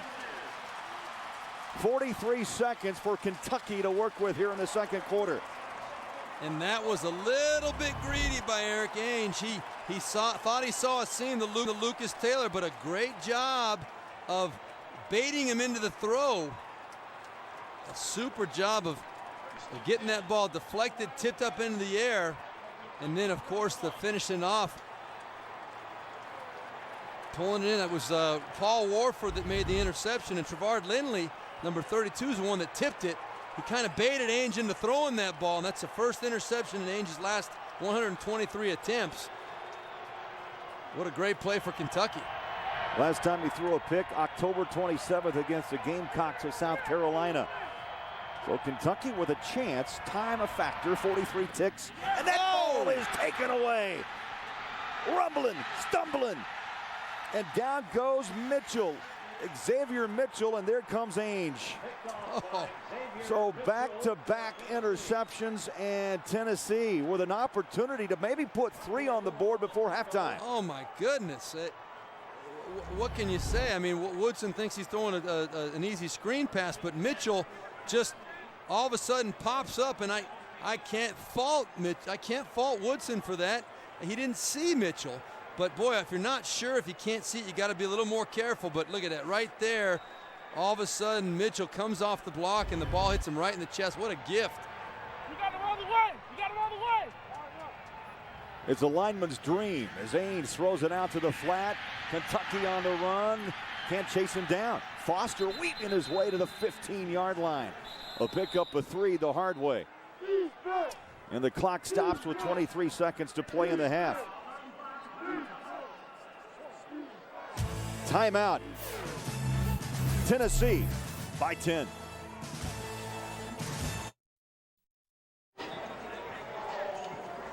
Well, the hero on defense on that last drive, Xavier Mitchell with the pick for Tennessee, and gives the football right back to his teammate Eric Ainge.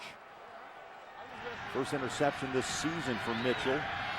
23 ticks left on the second quarter clock. Second down 8. Tennessee up by 10. At the 16-yard line. Shotgun. Ainge dances. Drops it up over the middle on a sliding grab. Touchdown! Hancock for Tennessee. And Xavier Mitchell right there, number 93, the reason, coming up with that big interception. Hancock stepping up and making a play when his chance comes up. A good quick decision by Eric Ainge. Boy, nothing worse than that for Rich Brooks in Kentucky when they see, oh boy, they get all excited, they get an interception. Ainge doesn't make many mistakes and try and capitalize, and then to have it taken away from you that quickly and then converted the other way for 7 points. Not a good situation for Kentucky right now. 15-yard touchdown, sliding touchdown for Hancock. Daniel Lincoln in to try the point after. Low snap, the kick is away and splits the uprights. So the turnover cost Tennessee 7, and oh, they're pushing and shoving in Lexington.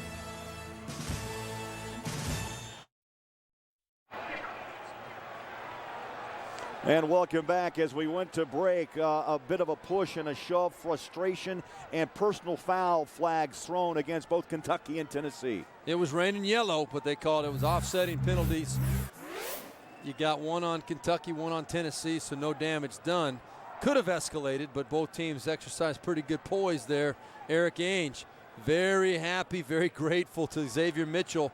2-play touchdown drive, 17 yards, capitalized by the 15-yard touchdown to Hancock. But Eric Ainge, uncharacteristically, made the bad decision just 3 plays before that, trying to pump one in there.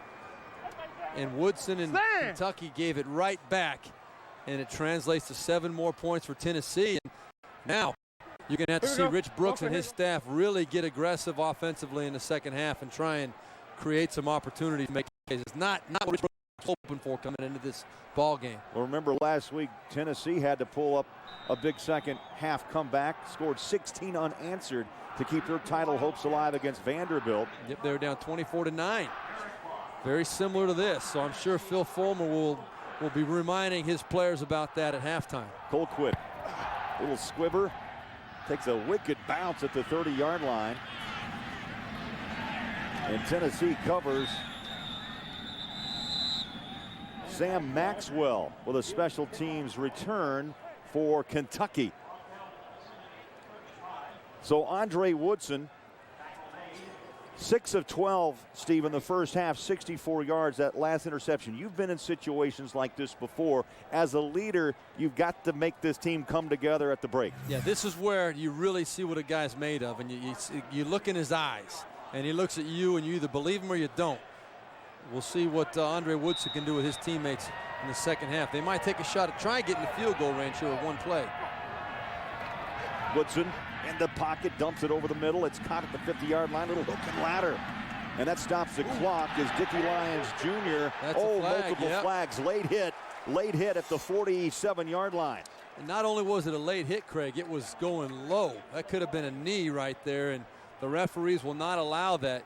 You get a good look at it on the sideline after we hear the call. After the play is over, personal foul. Number 24 on the defense. Penalty will be added on to the end of the run. First down. And that puts Kentucky in field goal range. That's a 15-yard penalty.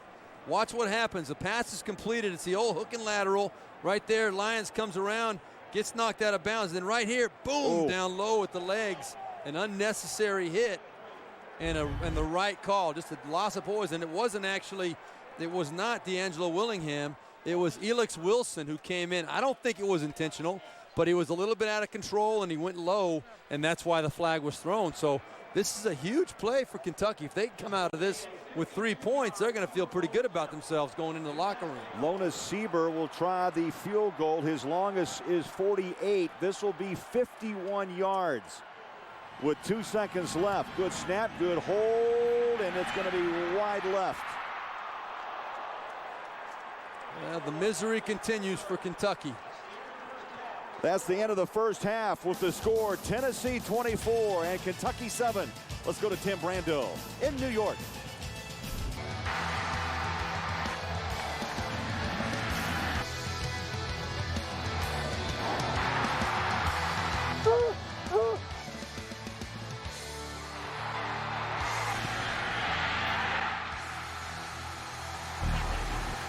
Moments away to start the third quarter here in Lexington. Tennessee, 19th ranked in the country with a 24-7 lead on the Wildcats. Craig Bolerjack, Steve Berline. Boy, the crowd's been down. Kentucky's been down. Eric Ainge has been way up, 271 yards, passing, 3 touchdowns, and it's been the big play, the quick-hitting offense of Tennessee in this ballgame. Oh, you're exactly right, Craig. And the first play of the game is when it started for Eric Ainge. He came out, found Arian Foster down the left sideline for the big statement on the opening play.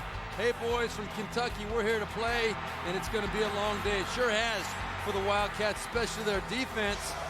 Ainge again right here, the Lucas Taylor hook up for the touchdown. Beautifully executed back shoulder throw. And then right before the half, finding Hancock in the back of the end zone, taking advantage of the turnover from Andre Woodson following Eric Ainge's one bad play, the interception.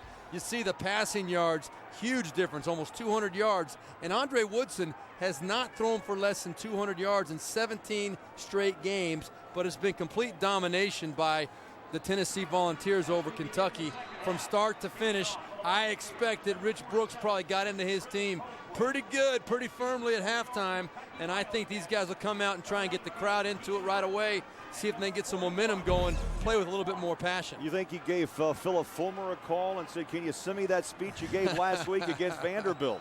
Yeah, woke his team up, but Rich Brooks hoping obviously for the same result. And Burton takes a knee 5 yards into the end zone. Kentucky down by a score of 24-7. And we'll start this third quarter at their own 20-yard line. Woodson 7 of 13 in the first half for 78 yards. The season average, look at the difference, 265 yards on the average this season, and held just to 78 yards passing through 2 quarters. Yeah, they're not used to being in this position, the Kentucky offense. They are used to dictating and dominating, and it has not happened today, and it starts with up front.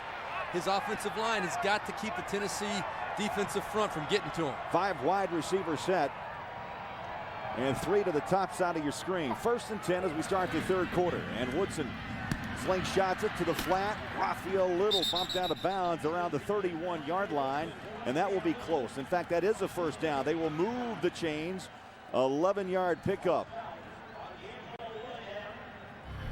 And in the first half of play, Woodson, Little, and Johnson. How about the big 3? 88 yards for Woodson now, a touchdown and a pick. Little has had 15 carries for 53 yards, and 2 balls caught by Johnson for 32 yards and the touchdown. Not the kind of fireworks you would expect. You've got to have a few of these guys step up and make some plays to get this crowd back into it. Tennessee shows blitz on the corner. Long snap count, shotgun, Woodson. Again, the 5 wide receiver set, and that ball is batted down incomplete. 2nd down for Kentucky. Gerard Mayo put up the big paw, the middle linebacker, who last week had a career day against Vandy with 15 tackles. And there's Gerard Mayo. He is a legitimate NFL linebacker. He's got the size and the speed, the combination, and the instincts to go out there and make plays. Looks like Kentucky has come out and said, we're going to try and spread the field. It's the 3rd straight play they've had an empty backfield with the 5 wide receiver look. 2nd down at 10 after the batted down pass. 4 on the shot clock. Tennessee brings pressure. Out of bounds goes Little. Patience by Woodson paying off on this early drive of the second half, and the chains once again. Well, if you're defending against an empty backfield, just short of the first down. If you're defending against the empty backfield, you can see the first half possessions for Kentucky there. A lot of them, but not a lot of good stuff. But back up, Dylan. The one thing you can do, try and throw off their rhythm, is put some pressure on him. If Woodson is not making quick decisions, accurate decisions, the pressure will get to him because he's got nobody in the backfield to pick it up. The other thing is to sit back and try and drop everybody back into coverage and try and take away all of his throwing lanes. right there, Tennessee came with the pressure. Woodson knew exactly where to go, and they're going to measure for the first down and see if it got it. Third time they brought the chains out today. Chain gang working a little overtime. Yeah, getting their exercise. Stretches it out. Got the first down. So first down, Kentucky. Now, first half possessions, you mentioned punt, 3 and out. TD, punt, you picked, and then the missed field goal as the time ran out. There's only one acceptable result out of there. The rest of them have all been negative. And it's not like they haven't had their chances. They just have not been converting real well on third down. And up front, again, they've been getting dominated by the physical, quicker Tennessee defensive line. Little tries to push his way off the right side, and maybe a yard. Game tackle by Tennessee. A host of white helmets in on that stop. And Steve, I think it's fair to say, you know, Raphael Little is a terrific weapon, but you know, so is Dickie Lyons Jr., Tammy the tight end, Burton and Johnson. You almost feel like maybe Kentucky's settling in on just one particular player and not spreading out and letting other players get their hands on the football. Well, I don't think it's by game plan, and I don't think it's anything in particular that Tennessee's doing, except they're finding a way to get to Woodson and not allowing him to look up the field. And here they come with a little bit of pressure. They're going to try and bring something off the edges. And they bring the pressure. Woodson spots his man, and the ball is caught by Burton. He was down. Tennessee claiming they have recovered the fumble, but the official on the spot has it down at the 47. Yeah, Tennessee trying to sway a little bit the referee's decision, but I think you'll see. The runner is ruled down at the spot here. First down, Kentucky. And a good job again by Andre Woodson of seeing the pressure, getting rid of the ball quickly, and you'll see he's down right there. The ball comes out when it hits the ground. That's not going to be a fumble. Now, Keenan Burton, terrific wide receiver, a Biletnikoff finalist, and 23 career touchdowns. Number 2 all-time at Kentucky. 1st and 10 in the Wildcats, knowing they must find the end zone here in the first possession of the third quarter. Slingshot outside to the 40-yard line, and Burton back-to-back catches. Vincent, the freshman left corner, in on the tackle. It's pretty apparent that the way Rich Brooks and Joker Phillips have decided to attack this Tennessee defense in the second half is going to be with quick stuff. They don't want Woodson out there taking any more hits. They want to get the ball moving, move the chains, short completions, try and slow down that front of Tennessee as they get going into the second half. Quick 3-step drop near side. It's caught by the tight end, Tammy, into the 30-yard line. So the chains continue to move for the Wildcats.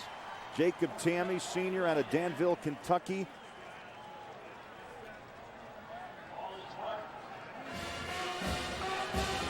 Now Woodson all of a sudden has upped his totals to nearly 130 yards through the air after the struggles in the first half. On this drive, 5 of 6, 51 yards. From the eye, 1st and 10 at the 30 of Tennessee. Play action. Woodson stands up in that pocket, now decides to tuck and run, breaks one tackle, and will not escape the grasp of Tennessee's front.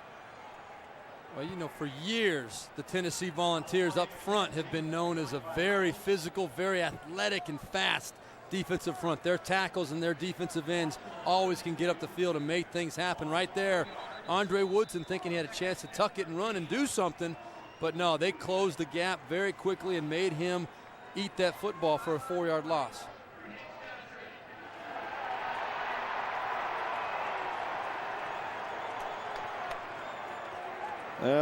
John Chavis, a defensive coordinator, and the officials now tell the Volunteers to back it up off the sideline. What Chavis does so well is rotate his defensive front linemen. Always fresh legs of Mitchell or Bolden. Maybe it's Fisher or Brown. Mapu's in that mix. Always fresh legs up front for Tennessee. They've got some great depth up there. They're all quality starting type of defensive linemen. He's got the leverage and the luck of being able to go with that. 9th play of this drive. And again, the pressure by Kentucky, forcing that throw by Woodson. Elix Wilson, the middle linebacker, coming strong. That brings up 3rd and 13. And Chavis is showing us that under pressure is the way he wants Andre Woodson to feel. He wants to try and bring people from different angles. They're doing a little bit of all-out man-to-man blitzing, but what they're doing more than anything is they're trying to blitz, and they think they found a combination to a few of the blocking schemes of Kentucky, and they're able to do it with coming from certain angles and dropping other people in zone blitzes. 3rd down and 13. Wildcats 3 of 9 on 3rd down conversions. Deep drop. Woodson all day. Take it. Plenty of room to rumble at the 30, the 25, 20, and slides to the 17-yard line. Kentucky with a 1st down. McKenzie and Hefney with the stop. But for the first time today, we see Woodson take advantage of a little running room. It had to be something that was mentioned to him at halftime right there. You know, he is a pocket guy. He wants to throw the ball. He doesn't want to run much, but he's a good enough athlete. He's 6'5". He can get that body moving forward, and I guarantee you, those safeties and those cornerbacks don't want to come and take him on. He's a big boy, and I think Rich Brooks probably told him, if you don't see anything up the field, tuck it and run. Make them respect you. Well, so far, that's the play of the 3rd quarter, to see if Kentucky can't get themselves back in this football game, down 24-7. Again, the five wide receiver set. They've done exclusively with that here in the 3rd quarter. This is a design play on the keeper. And Woodson will fall past the 15 of the 13-yard line, a pickup of 4.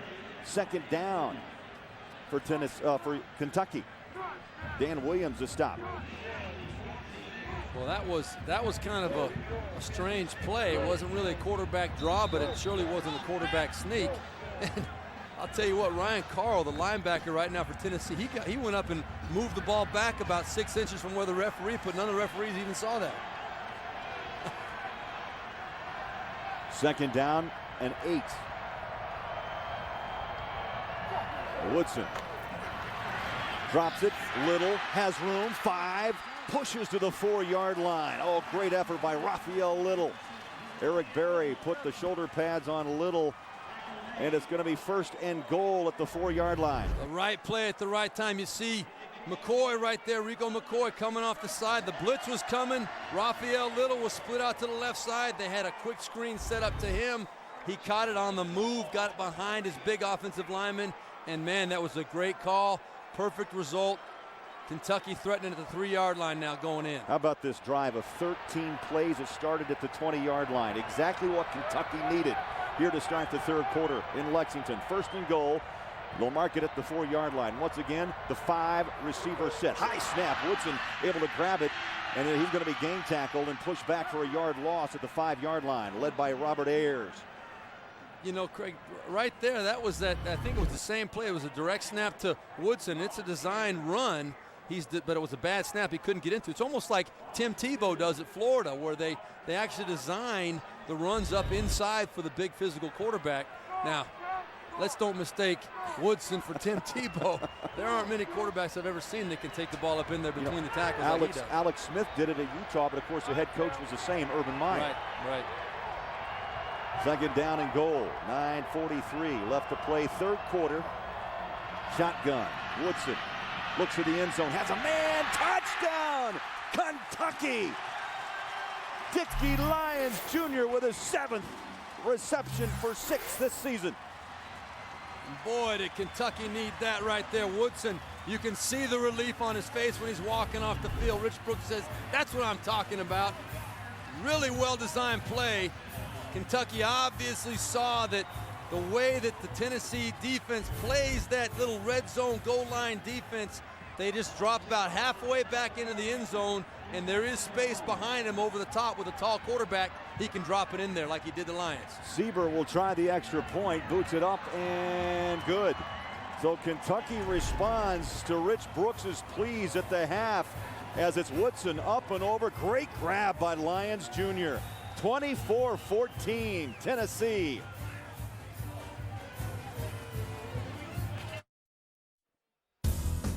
And let's take a look at Home Depot's tools for success in that last offensive drive by Kentucky. Oh, great success. Yeah, how do you build a touchdown drive where you let your big quarterback take it for about 15, then he finds his Rafael Little for the quick screen pass for another 10. Puts him inside the 5-yard line, and you finish it up going over the top to Dickie Lyons for the touchdown drive and letting Tennessee know that, hey, boys, this game isn't over yet. You remember last week you came back on a Vanderbilt team that had you down 24-9. We're going to try and do the same thing. 14 plays, 80 yards, and Woodson answers 7 of 9, 67 yards passing on that drive. And in the first half, he was 7 of 13 for 78 yards with an interception. That drive right there, he doubles his completions. Kentucky, the fans got to believe they're back. Short kick, fumbled at the 12-yard line. Creer picks it up, and Tennessee will start this first drive of the third quarter at the 15-yard line. Well, time to check out the Aflac trivia question of the day. Thank you. Who's the only player in Kentucky history to have his number retired in football and basketball? We'll have that answer a little later on. Right now, we got a ball game in Lexington. 24-14 Tennessee. First possession of the third quarter for the Vols. Play action. Ames slingshots it over the middle. It's stopped and dropped at the 32-yard line. And I think the big factor here as we watch this game unfold, the crowd sat on their hands in the first half after that big play, that first strike to Arian Foster, which just took the air out of it. Took the air out of this sellout crowd. They really did, and that coupled with the fact that the Tennessee defense did not even remotely stop the Kentucky defense did not stop Eric Ainge and the Tennessee offense that whole first half. There was nothing to get excited about.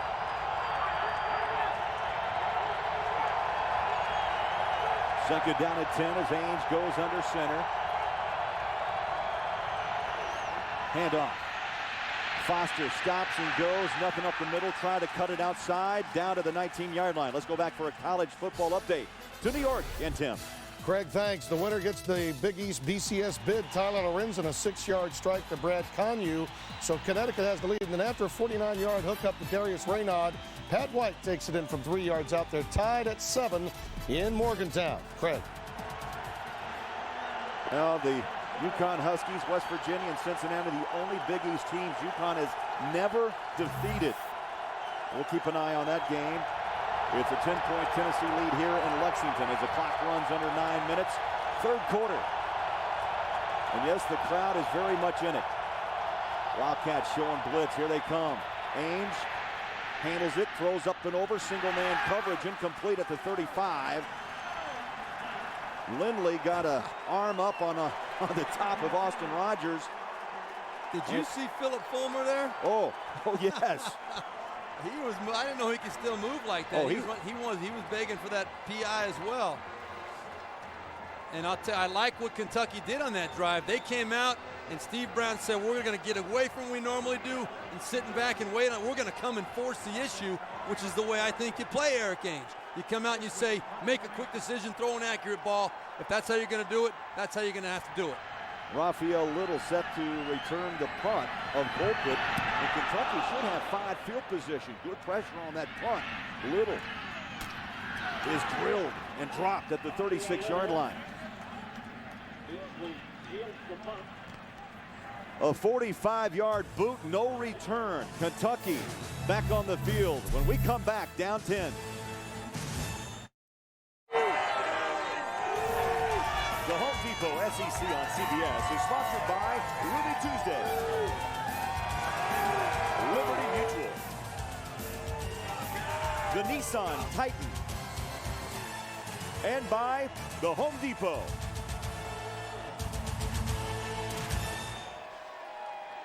Now 67,000 and change on their feet, 24-14, as Kentucky tries to rally against the Volunteers. Pitch out, Locke, the freshman. And a swarming defense by Tennessee, and a couple of Vols slow to get up, including Xavier Mitchell and Andre Woodson. Last drive, Steve Berline, 7 of 9, 67 yards and the touchdown. As you mentioned, the first half numbers, 7 of 13 for 78, a touchdown and an interception. Yeah, what we saw that first drive was the quick passes, getting back and getting rid of the ball, not letting Tennessee get a chance to get up the field and disrupt the rhythm of Andre Woodson. Let's see if they stick with it on this drive. It worked. I would stick with it until they stop it. Wildcats load up the near side, 3 wide receivers. Woodson from the shotgun fires a dart. It's incomplete. Derek Locke, the intended receiver, and Woodson says, hey, freshman, let me talk to you for a moment. You know what happens on plays like that, Craig? It's a running back flexed out in a wide receiver position, and they're not used to being out there. And the rhythm, the timing between a quarterback and a running back, the confidence is not there as it would be with a wide receiver. And if that running back is a split second late getting around on a quick pass like that, it throws it off completely. Woodson was ready to throw the ball. Locke wasn't ready to catch it at that point. And Locke finds himself on the sideline now. 3rd down and 5 for Kentucky. Woodson from the shotgun has man coverage near side, over the shoulder, just off the fingertips of Jacob Tamme. And I think that ball was a little bit late by Andre Woodson. I think if he would have got that ball up a little bit quicker, might have hit the ball, hit Tamme right out of his break. He could have been able to bring that ball down, get his feet in bounds. They'd have a nice conversion. He waited a little bit too long to see if Jacob Tamme was indeed open. You've got to have that confidence, and you've got to make that decision a little bit quicker. And what a great target Tamme is at 6'5", 240. Mass Dave will come in to punt.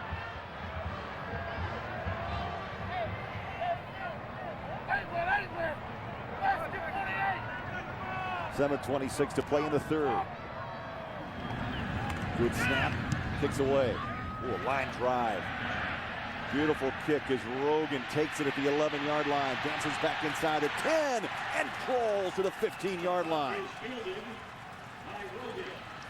A 48-yard kick and a 4-yard return. Derek Locke, who was pulled to the sideline, makes the special teams tackle. Got to make up for it somehow.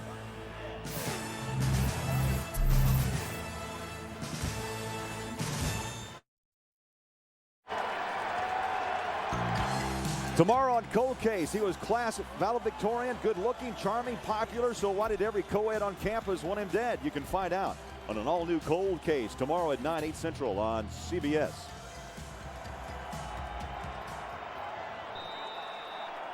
First and 10 for Tennessee at the 15-yard line. 24-14, Volunteers.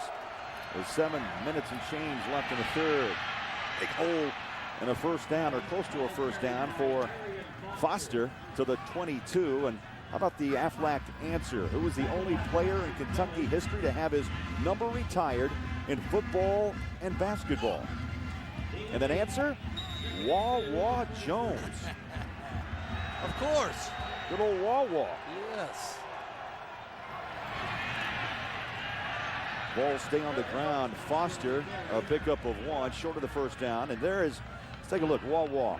Football played end from 45 to 48 under the great coach, Bear Bryant. Basketball was a 3-year letterman, an All-American from 46 to 49. Look at that old-time, no face mask on that helmet, by the way. That brings you back. Yeah, back in my time.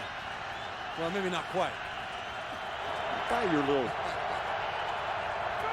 The aging Steve Berline. 3rd down and short. They're trying to ride it right up the gut, and a first down. Foster pushes the pile. First down, Tennessee. We now send you to New York for a Liberty Mutual update. Tim? All right, Craig. Well, despite what happened to Oklahoma last week, they go to the Big 12 title game if they win this week against Oklahoma State in the Bedlam Series. Alan Patrick takes it in from 5 yards out. They're up 14-0. Tim, I remember the day where Nebraska and Oklahoma dominated the old Big 8, now the Big 12. And what do you know? Tonight at Arrowhead in Kansas City, all eyes on Kansas, Missouri. Yep, and the winner of that game will get a piece of Oklahoma if Oklahoma can pull it off. Rolling out, Ainge at the 30-yard line, and Briscoe to about the 31. They're going to keep the clock running as he was tackled in bounds.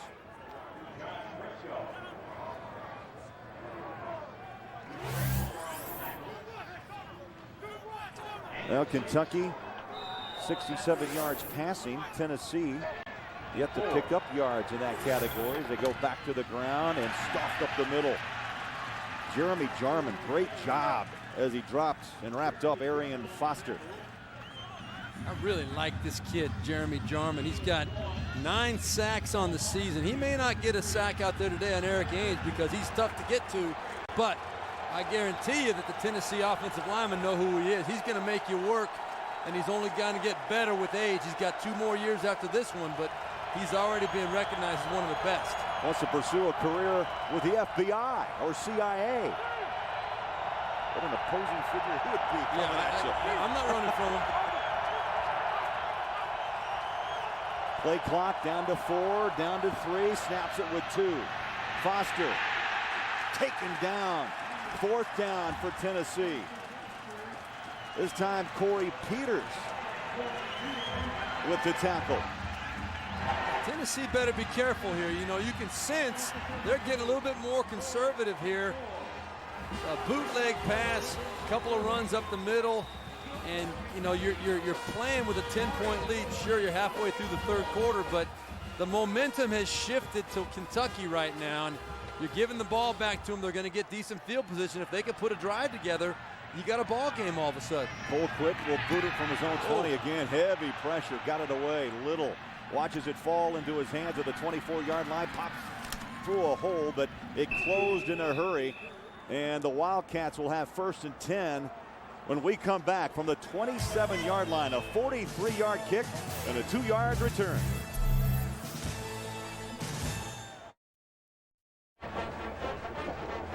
Tomorrow on The Amazing Race, the teams hustle through Africa where they'll need to find speed, skill, and maybe a little rhythm in order to stay ahead. Don't miss the show critics call one of the best on TV. It's an all-new Amazing Race tomorrow after 60 minutes here on CBS. And see, this is what Tennessee's playing for, and of course a chance to clinch the SEC East. If they do, they go to Atlanta to play LSU for the SEC title. If they lose, Georgia is on their way. Quick hitter to Tammy, near side. Tammy, the sure-handed tight end who lines up wide, inside and out. Little slot, wherever they need him, he'll be. And that turns out to work like just like a very easy, smooth sweep to the left side. A lot of different ways to do that. It's a good, safe throw. If Woodson sees the right look, he makes the decision to go to that. Pick up a nice 7-yard gain. Yards starting to come now for Kentucky. Tennessee coming with the blitz. It's red, it's picked up. Woodson, was he down? I believe he was. He's down, I think. At the 30-yard line.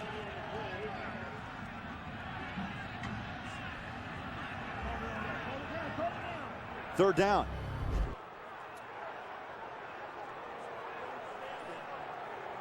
Good job coming with the pressure on Tennessee. Woodson steps up and, ooh, wow, wait a minute. That ball did pop out of there, Craig. Watch this. Watch the strip right there. Boom, there comes the ball. It's out. It's out. Recovery by the defense. They change it. Yep. The beanbag was down. They pick it up, and Tennessee gets the ball at the 30-yard line. DeMonte Bolden, number 98's the one that got in there and stripped it right before he took Woodson to the ground. You see right here, he gets the big paw on it and pulls it right out of there. Super job of fighting to the bitter end right there and popping that ball out. Second turnover today by Kentucky, both on the shoulders of Woodson. The interception and now the fumble. And very uncharacteristic of Woodson. You know, he went at one point about 9 games, 325 passes without throwing a pick. And that was is still an NCAA record. It looks like Rich Brooks might want to challenge this. Now Penn Wagers discussing most likely that very thought. Rich Brooks, a terrific career at Oregon. The previous play is on the further review. There is no timeout. It's well, under further review. What we saw, that ball was out. Yeah, and it was ruled a fumble. So again, it's got to be conclusive that it wasn't a fumble. But yeah, he's got no part of his body on the ground. No knees. Both are well up off the ground. That ball just simply muscled away. He was in the process of going to the ground. It wasn't like it was a forward progress type of thing where the play was held up. He was going to the ground.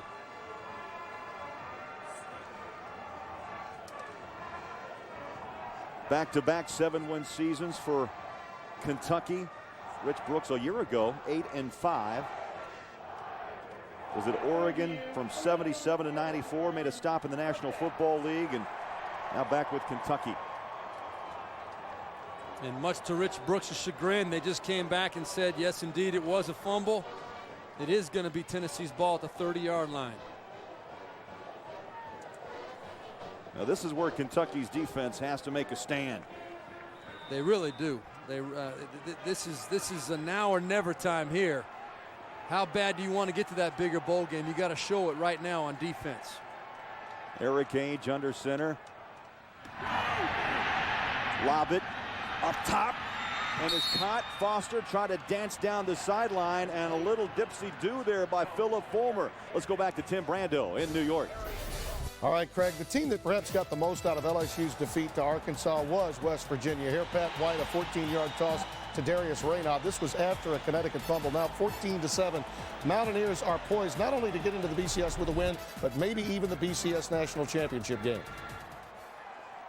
Oh, indeed. And, Tim, that BCS picture still very scrambled, and maybe it becomes a little clearer tonight when Missouri and Kansas battle it out in Kansas City. 24-14 here in Lexington as Foster trying to carry the load for the Vols on the offensive end. Yeah, that BCS picture will clear up, as we know LSU isn't going to be up there anymore. They're going to drop a little bit, and then Kansas, Missouri going head-to-head. One of them's going to move up, one of them's going to move back. West Virginia's going to scoot up in there, could realistically get up to number 2. All things considered, you know, they could. How about Ohio State just hanging out there waiting to see what happens in front of them? Yep, Ohio State's going to be right in the mix. You go on down the line, those first 6 or 7 teams all have a legitimate chance of getting in there. 2nd down and 8. Ames with a 3-step drop, drops it off in the flat. It's caught in a reach out. Chris Brown. First time, well, we've talked much about Brown today. He's involved in this offense, but so many defenses concentrate on stopping Chris Brown. And today he's had trouble getting his hands on the football. He's not one of those guys that's featured very often. He's only got 36 catches on the year coming into this game.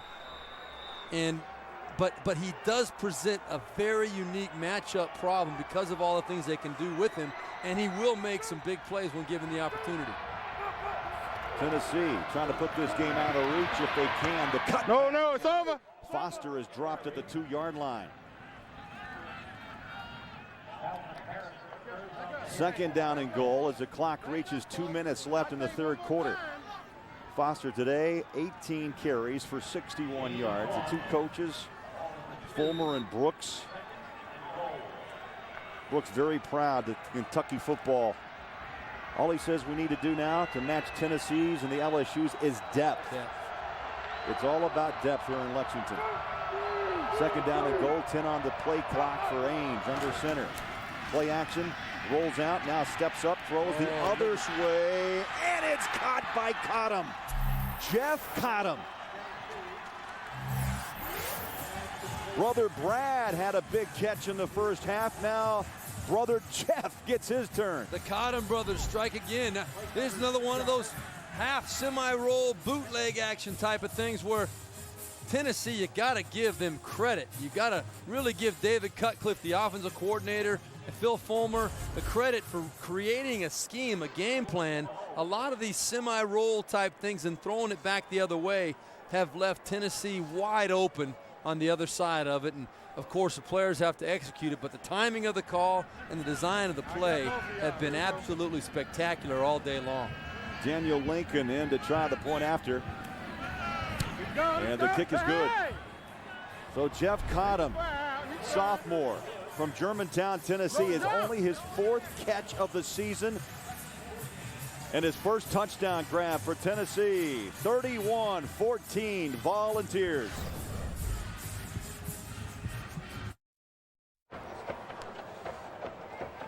Jeff Cottom exchanging some high fives on that Tennessee sideline. 31-14 Vols. How about 5 plays, 30 yards, and less than 2 minutes off the clock on that drive.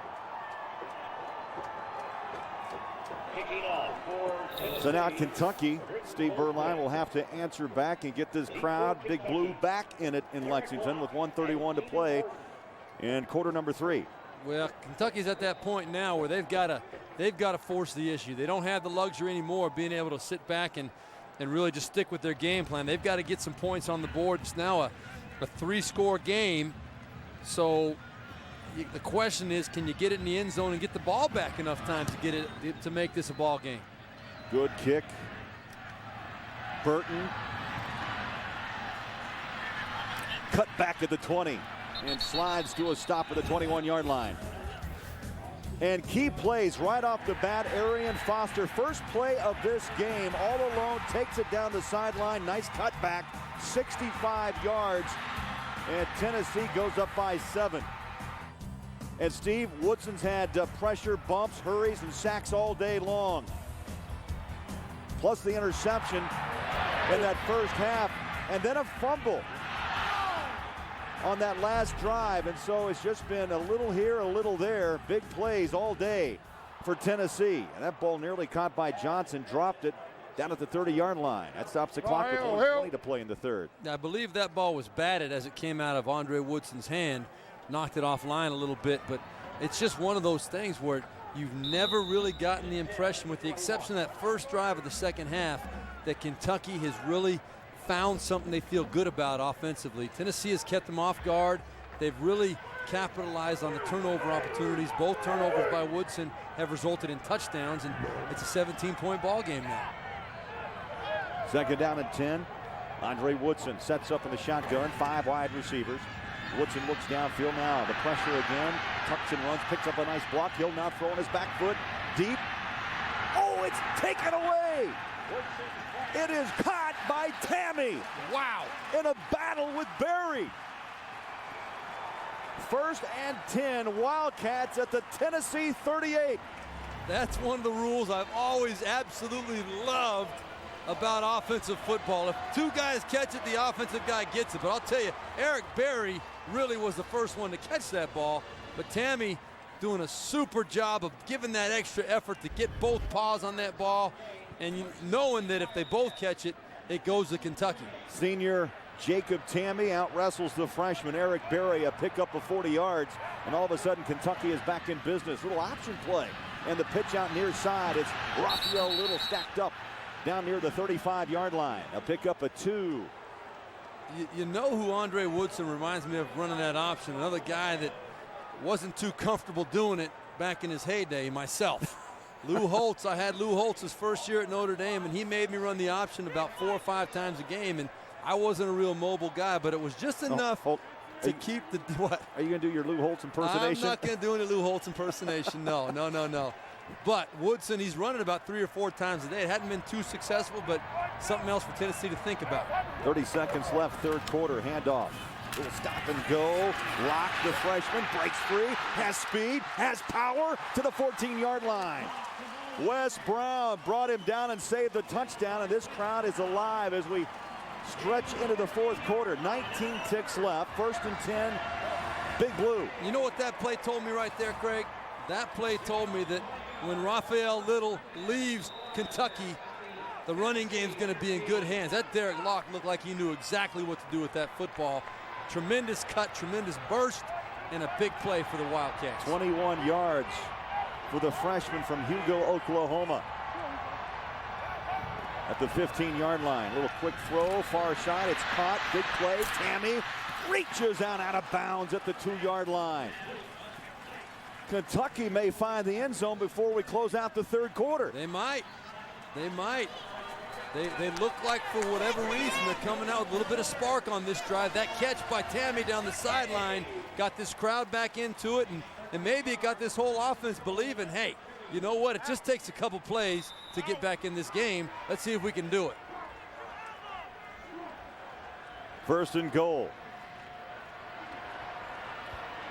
Kentucky down 31-14. They're a powerhouse team in the fourth quarter, outscoring their opponents 102-67. And the final 15 yet to come.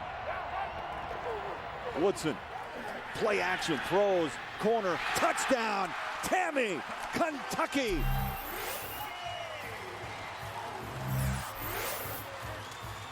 How about that drive? They answered the touchdown by Cottom, and 1 second remains in the third quarter.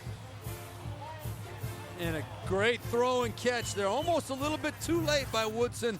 Tammy came open really quick, but Woodson had to get outside and roll and almost missed his window to get that ball in there, but put it right on the money. And Tammy, boy, did he make up a couple big plays in that drive, really get this crowd back into it. Lona Sieber will try the extra point. Now buckle up for a fourth quarter. Kentucky's had great success in the fourth this season. And the chip shot is up and good. Tammy scores, corner of the end zone. 5th touchdown reception of the season. Wide open. Yep, you see how quickly he comes open, but Woodson, he's got to turn around and find him. It almost gives Hefney, number 33, a chance to get back in there and break that play up, but the ball is put right on the money, up and over the top, and it's a touchdown. We put you right on the field for that one, and Tammy wide open. And 1 tick on the third quarter clock. How about that drive? 6 plays. Kentucky goes 78 yards, a minute 30. And Tammy was terrific. 3 receptions, 54 yards in the touchdown. Yeah, and the biggest one was the first one, the big play jump ball where he went up and what looked to be a sure interception by Eric Berry, because he's not going to drop that ball. He ends up taking it away, taking it to the ground with Eric Berry, and Rich Brooks says, you know what, my senior tight end, academic All-American, came through, gave us a chance to find our way back into this game. Well, Woodson's been a different quarterback in this second half. He's now thrown for at least 200 yards and a touchdown in 18 consecutive games. 205 yards and 2 touchdowns so far through 3 quarters. I don't believe I've ever seen more kickoffs out of bounds in one game. That's the 3rd one this game. Kick out of bounds on the kicking team. Ball will be placed at the 35-yard line. First down. Have you ever seen so many? No, I have not. And I guess that's a decision by Phil Fulmer to go with it at the 35-yard line, because we've seen it taken at the 35-yard line twice, and we've also seen Kentucky have Tennessee re-kick it when they kicked it out of bounds. So the coaches have the choice on how they want to exercise their options there. Final play of the third quarter.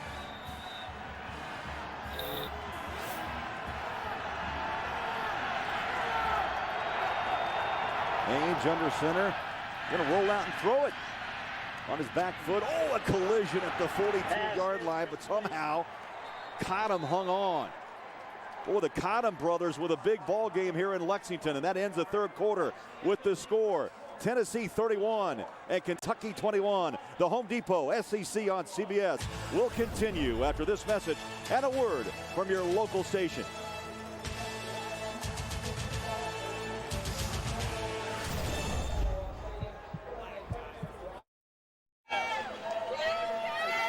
Welcome back, Lexington, Kentucky. We start the fourth quarter with Tennessee, 19th ranked, leading by 10, and with the football. Eric Ainge under center, drops back in the handoff.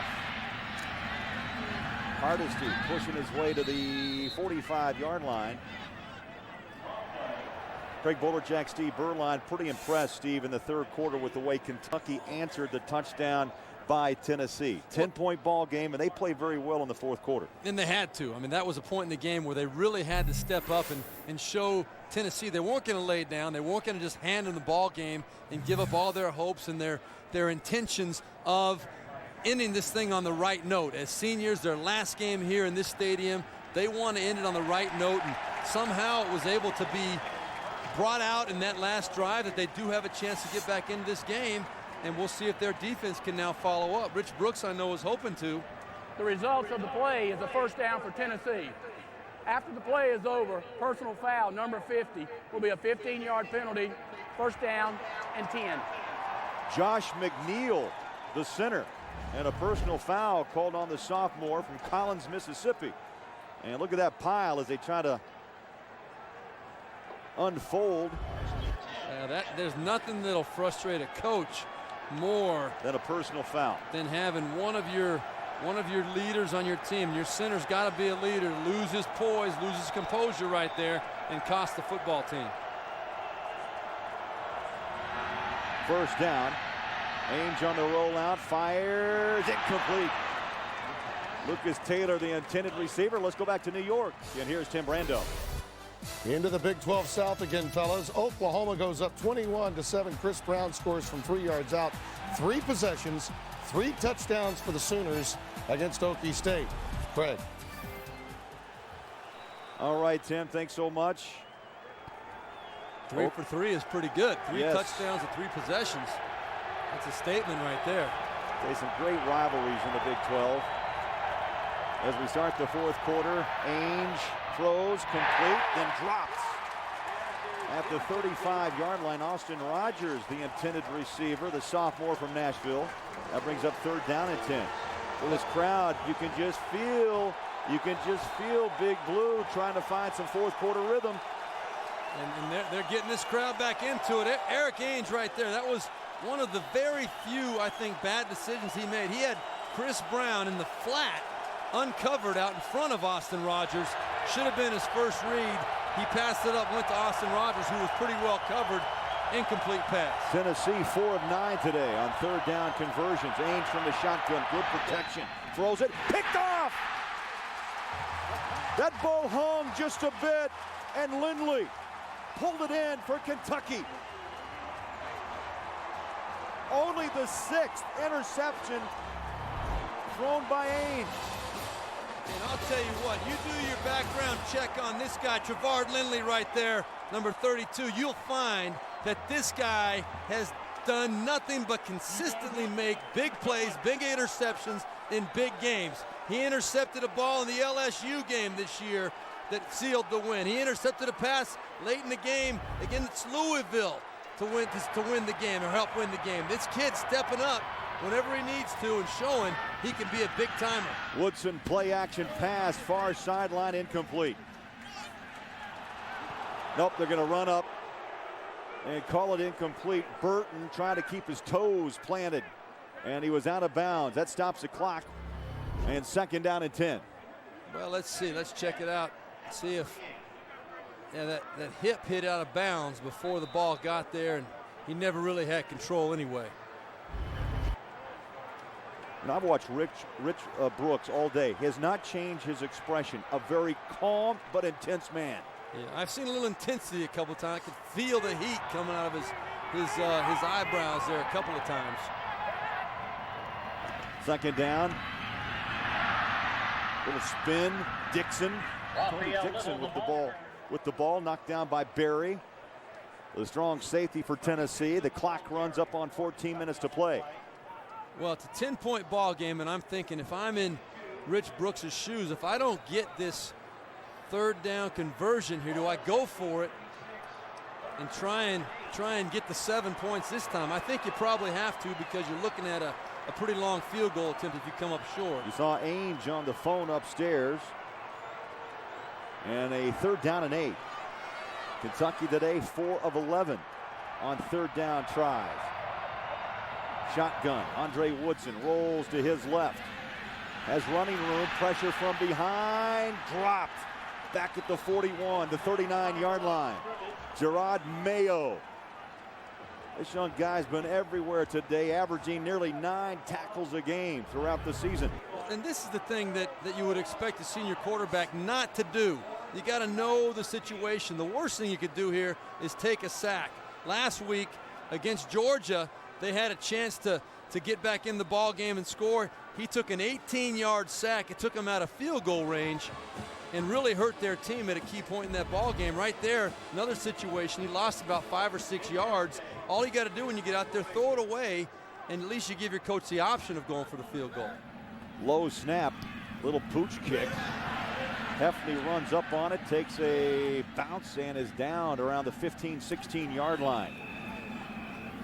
Look like your sandwich, my friend. Little backspin, 31-21, Tennessee.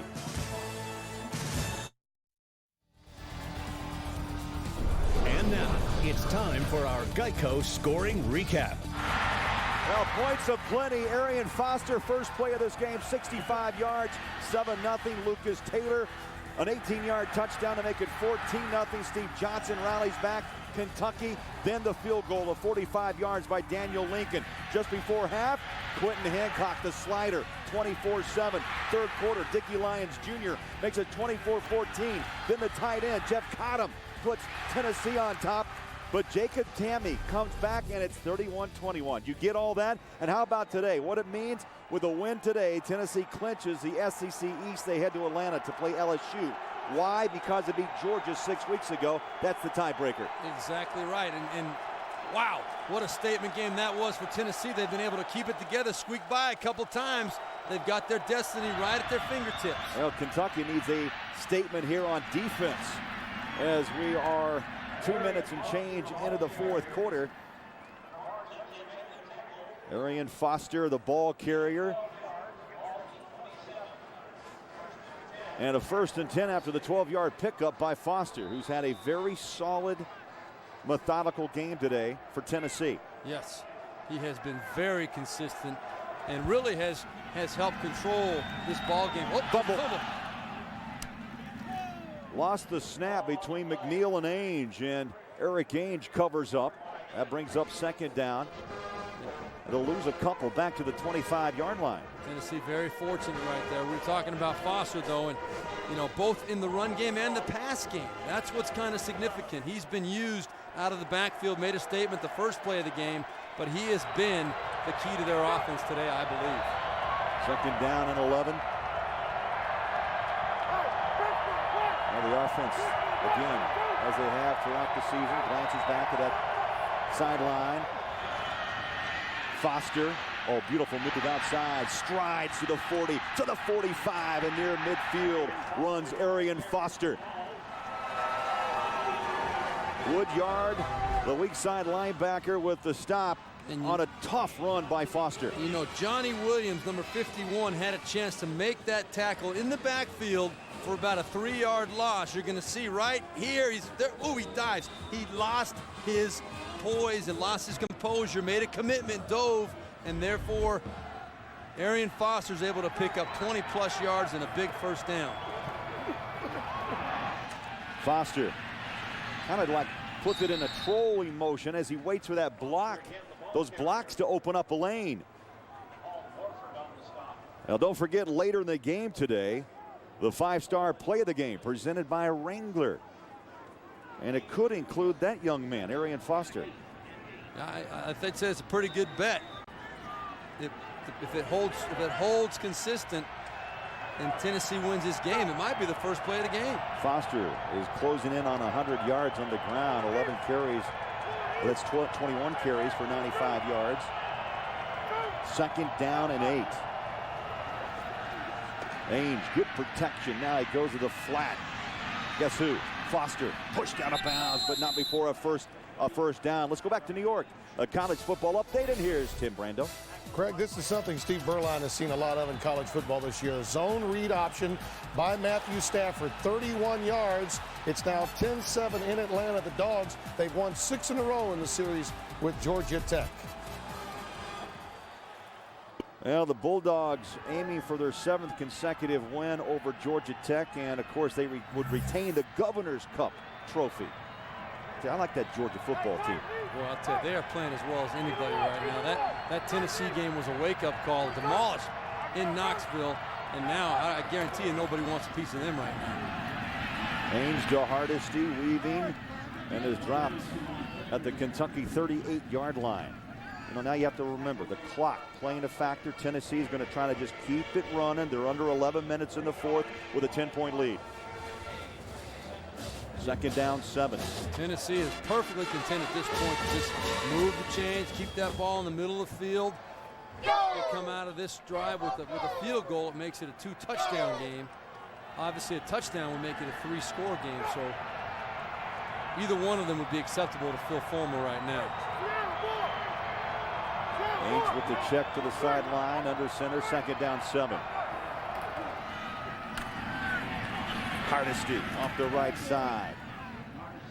Big chunks, 3 and 4 yards ago. And again, as you said, Steve, great comment. move them.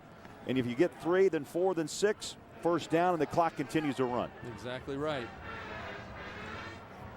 Ventrell Jenkins comes out. And this is where, Craig, you made the statement earlier about the only difference between Kentucky and one of the other elite teams in the SEC is depth. This is where the depth of Tennessee can really wear down this first-team Kentucky defense.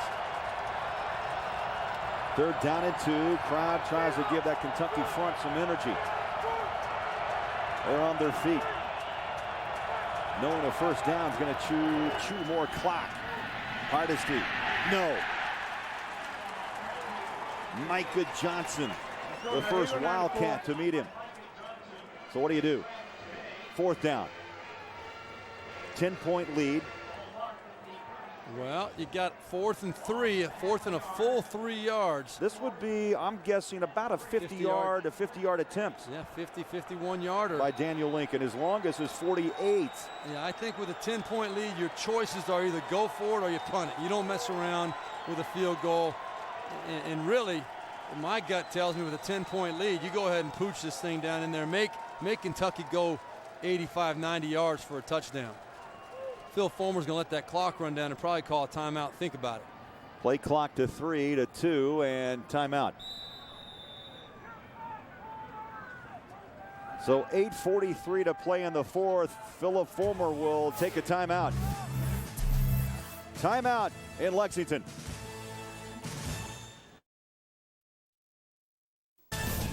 The Home Depot SEC on CBS is sponsored by Red Lobster, Progressive, Enterprise Rent-A-Car, and by Sonic.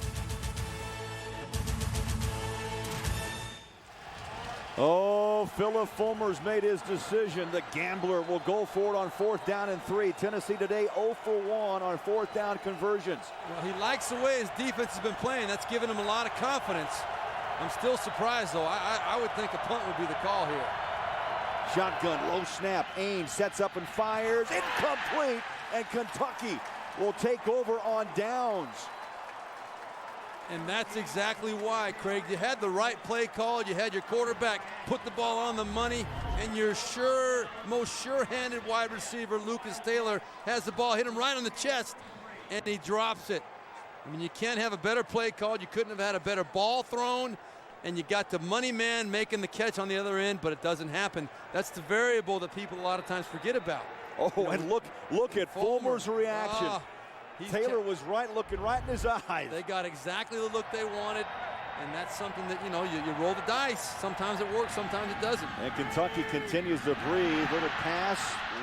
Raphael Little stood up near the first down marker.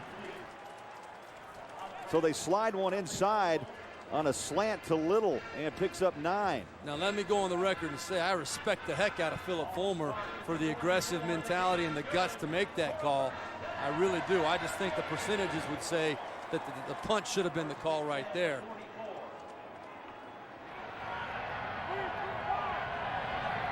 So a 10-yard pickup by Little. Not much. Brinter dropped. And let's go back to New York for a college football update. Here's Tim. All right, Craig, a reminder, there's Heisman frontrunner Tim Tebow looking to solidify his position against Florida State. Bobby Bowden's looking for career win 374. They're scheduled to kick at 5:05 Eastern time, and you'll see it next right here on CBS Sports. Yeah, I wonder, Tim, did Tim Tebow have his shoulder pads on there, or were they not on? That guy's so big you can't even tell when he's got them on. Well, he's a special player indeed. 2nd down 9. Andre Woodson from the shotgun. Sets up, good protection, fires it up and over the middle. It's caught. Big catch by Steve Johnson, still on his feet. Turns it outside and is dropped down at 35-yard line. Kentucky continues to put the pressure on Steve. Yeah, they're relentless. You got to give it to these cats, man. They're sitting in there saying, we're still in this game. Our big play guys, our seniors aren't going to let us go down without a fight. That was the one thing every one of these seniors told us when they came in as freshmen. They wanted to leave with their class being the ones that got this attitude and this mentality changed. They're showing why again tonight. Johnson, 4 catches, 63 yards, had a 17-yard touchdown in the second quarter. Woodson wants a 3. over the middle and complete.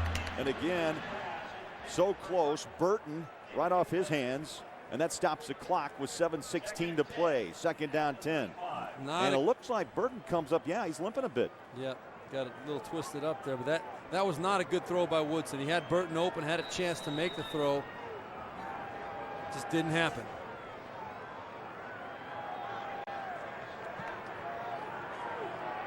Well, you have Rich Brooks, the head coach, trying to second guess or outguess, I should say, John Chavis, the defensive coordinator of Tennessee. 2 wideouts near side, second down 10. Woodson goes under center, play action, drop it off. A lot of room to rumble, watch out. Little bounds inside the 15, Raphael Little. Robert Ayers laid a shot on Woodson like you wouldn't believe. This is a quarterback's worst nightmare. He's stepping into the throw, and he's lifted off the ground and driven into the ground. Full body weight of Robert Ayers, and that is, my friends, 260 pounds. And watch how he steps, and he's lifted, and all that weight comes down on top of Andre Woodson. If he's fortunate, he just got the air knocked out of him. What a great gutsy play on his part to deliver that ball on the money to Little. Now you've been there. What's this feel like? It does not feel good, trust me. I don't miss that part about the game at all. But he's able to suck it up and put it right on the money to Raphael Little. He's going to be back into the next play. That showed me a lot right there. Showed me how tough that kid is. Redshirt freshman Mike Hartline has to come off the bench cold. He's 4 of 6 passing this year for 34 yards. He's not passing. He's going to hand off instead to the fullback Connor.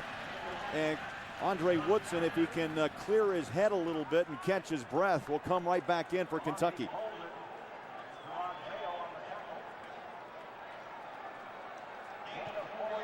Boy, a tale of 2 halves. 180 yards here in the second, 2 touchdowns after a 7 of 13 performance in the first half. And here comes Andre Woodson.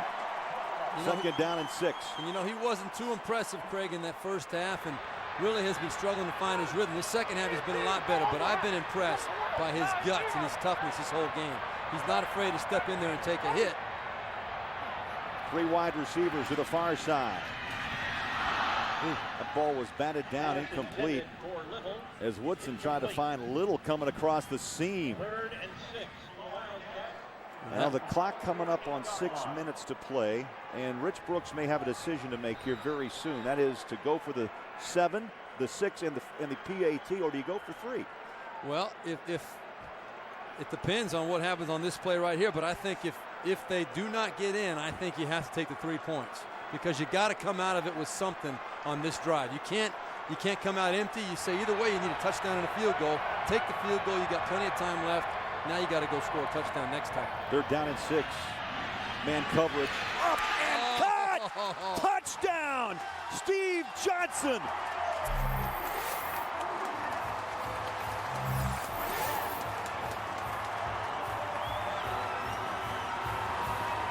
He out-jumped the freshman.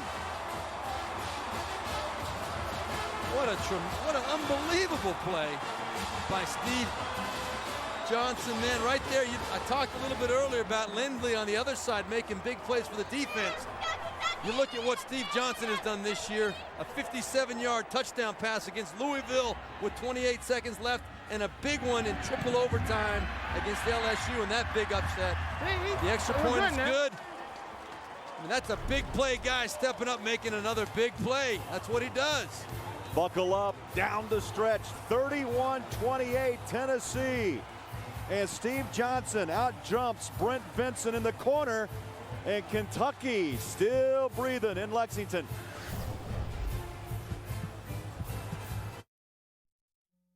The CBS Sports Desk is presented by the new AT&T. Hello, everybody. I'm Tim Brando. Welcome to the AT&T CBS Sports Desk. Big day of college football over in the ACC. Virginia Tech beats Virginia to win the ACC Coastal. Sean Glennon with one of his touchdown tosses, 39-yard strike, over 200 yards in the air for him. The Hokies' opponent will be Boston College. They beat Miami as Matt Ryan threw 3 touchdown passes. Well, the winner of the UConn-West Virginia game is on their way to a BCS berth, and right now it's all West Virginia. Georgia Tech's lost 6 in a row to Georgia. Oregon controls its destiny, but they're trailing, and the Sooners are rolling against Oklahoma State. And a couple of head coaches were let go earlier today. Nebraska's Bill Callahan and Ed Orgeron of Ole Miss. Those schools joined Texas A&M as the latest vacancies. Dennis Franchione resigned yesterday. That's all for now from the AT&T CBS Sports Desk. Now back to Tennessee and Kentucky. The CBS Sports Desk is presented by the new AT&T. Welcome back to Lexington. A little early to celebrate. Still down by 3 over 19th ranked Tennessee. You look at the timeouts. Kentucky with all 3 remaining. Tennessee with 2. And that last scoring drive. Kentucky's had a way this day, Steve, scoring quickly when needed. 8 plays, 66 yards, 2.5 minutes off the clock. And they needed it. You got that right. They sure needed it right there. No, none more so than that one. So the kickoff is away. Rogan at the 9-yard line, at the 20, at the 25, still on his feet, breaks a tackle in Tennessee with good field position at the 30-yard line, and here comes Eric Ainge. Now, you have to remember, Steve, 2 ways to look at it. You can continue to play game plan type of football, or you can get a little conservative, and that can come back and bite you. And if I'm Phil Fulmer, number one, I know that I probably made a mistake on that last drive, being a little too aggressive. Right here, you got to stay with your game plan. You've got to make some first downs. If nothing else, you've got to pin Kentucky way back. But you really need some points to feel good about where you're at. Play action goes. Ainge steps up in that pocket. Man coverage. It's out of bounds. Out of bounds. Oh, a great effort by Rodgers, who tried to put a foot down or two. And he kicked up some chalk, but out of bounds. You know, the other thing that's going through Philip Fulmer's mind is that Kentucky, as you said, they have risen to the challenge the last couple of times they've had the ball. They've gone down and scored, and there you can see Rodgers comes down, that foot right on the line. Good call. But Fulmer knows that if he gives the ball back to Kentucky, they have found some rhythm this second half. Ainge this quarter, 1 of 6 passing, 10 yards and an interception. So what do? When you struggle a bit, you go to the man, Arian Foster. Clock runs.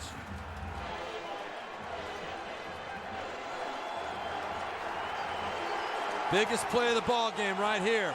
3rd and 7.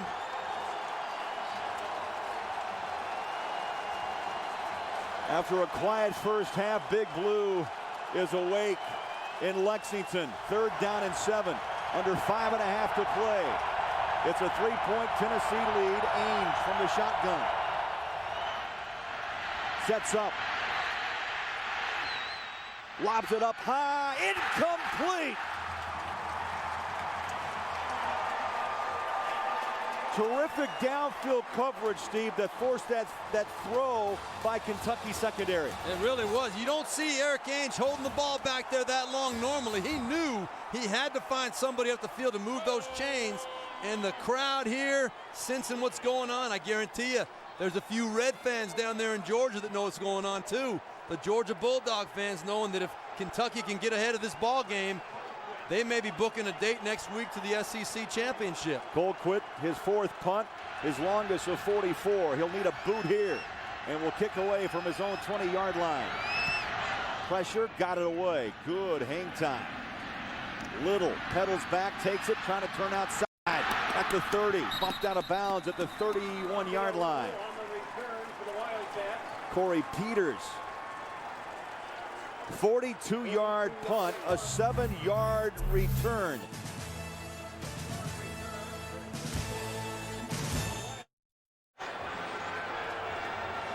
Welcome back, Lexington, Kentucky.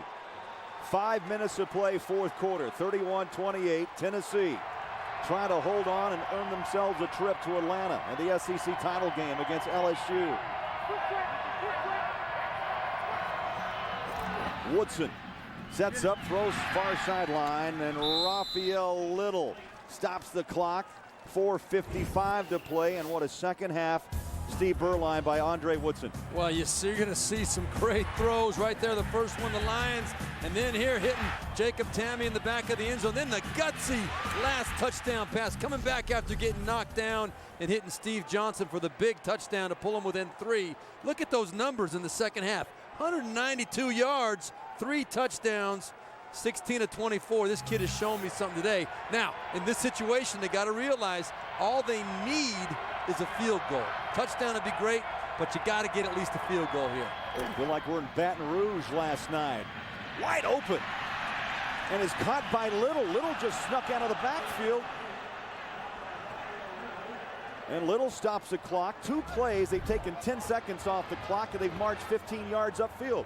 Yeah, good pocket for Andre Woodson right there. Nobody in his face, and some kind of a busted in responsibilities there. There should have been somebody out in the flat somewhere near that area where Raphael Little caught that ball. You see D'Angelo Willingham just kind of like look back over his shoulder like, hey, where's the help? He's also pretty lucky that Little didn't know he was that open, because he should have turned around and tried to beat him one-on-one instead of stepping out of bounds. 4:50 to play, 4th quarter, and 3rd and short. We're going to stay with a passing game. A circus catch by Tammy. Oh, my. This is one of the best 2.5-yard receptions I've ever seen in my life. Look, this just to have the presence to catch that ball, looking at the down marker, knowing where exactly he had to get. What a tremendous play by Jacob Tamme. 8 receptions, 87 yards on Senior Day in Lexington. Again, 5 wideouts on 1st and 10, 4:43 to play. Kentucky down by 3. Your point is well made, Steve Berline. All they need is a field goal to force overtime. Oh! He threw the ball, and Burton never looked back. Wow. And Burton was streaking down the sideline. They ran that. It was the look of that screen pass with Little coming in. You see him right there. They faked it, and Burton, for whatever reason, did not realize that Andre Woodson was trying to suck that whole defense up and trying to pop it in that hole behind. All Burton had to do was turn around, and that ball would have been right in the chest. That's 6. Well, it would have been one-on-one on the outside, that's for sure. 2nd down and 10. Woodson takes the snap. Over the middle. Caught. Ooh, it's hit. It's free, and it's taken away by Kemp. Unbelievable. What a hit. Ricardo Kemp comes up with that loose ball after a shot to Jacob Tamme. You know, you can't fault anybody here.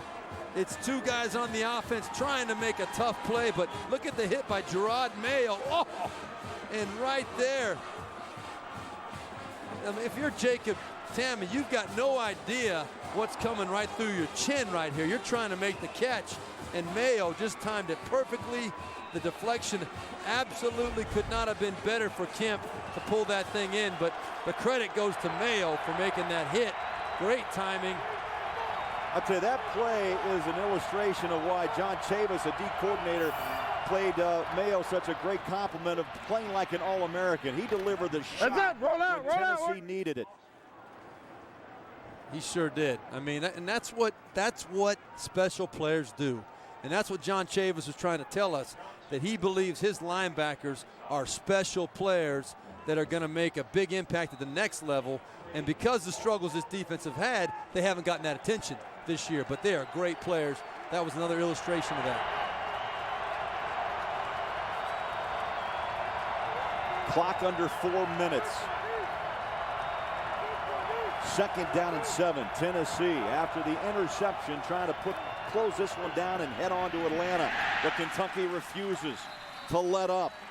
Great tackle by Jarman around the ankles. Big number 99. And a timeout. Timeout, Kentucky.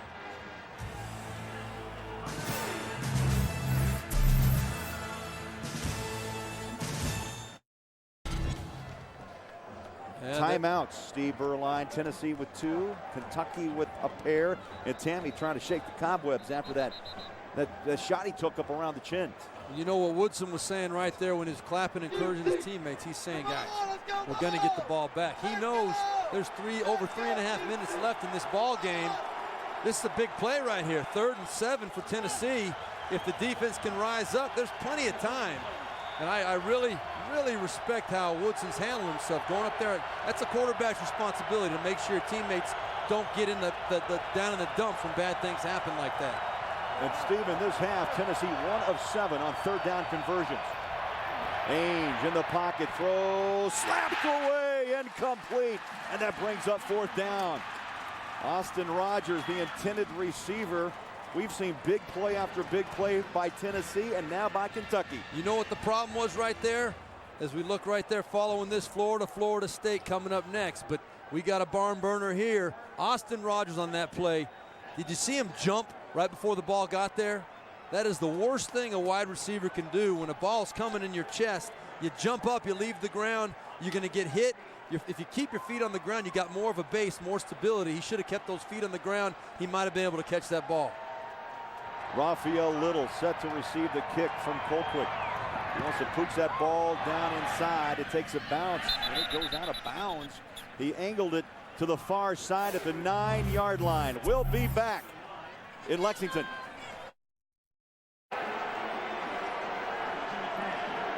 .332 to play. Tennessee 31, Kentucky 28. Wildcats with 2 timeouts. Tennessee with 2 timeouts remaining. Ainge, backside pressure, throws underneath, and it's caught by Tony Dixon. And a pickup down about the 16-yard line, so that brings up second down and call it 4. I mean, there's no reason, Steve, to rush. The clock, it's amazing, still over 3 minutes to play, and you have 2 timeouts to work with. And you need only a field goal. That's right, a field goal to tie. Craig, we talked in the open about this is one of those situations you dream of. Woodson wide open. Dickie Lyons Jr. first down. They'll move the chains to the 25.5-yard line. But this is that exact situation. You sit there and you say, I want to be the guy, one of the guys involved in a situation where you've got a chance to make that winning drive, to hit that game-winning home run or the game-winning jump shot. This is that time for Andre Woodson and the Kentucky Wildcats. 1st and 10. Clock now running after the chains are reset. Long snap count. I see a flag. I believe the right side. Is that Jeffries, the right tackle? A little movement before the snap. 76 on the offense. Penalty 5 yards. Down remains first. Jeffries. Stay tuned. Florida State, Florida.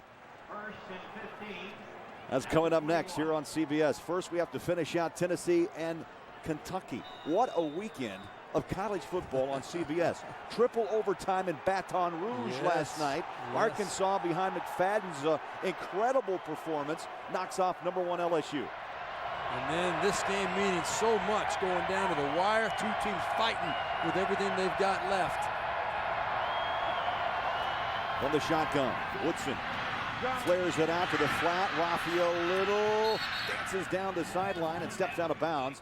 Did he? Yes, they're going to stop the clock. 2:09 left to play.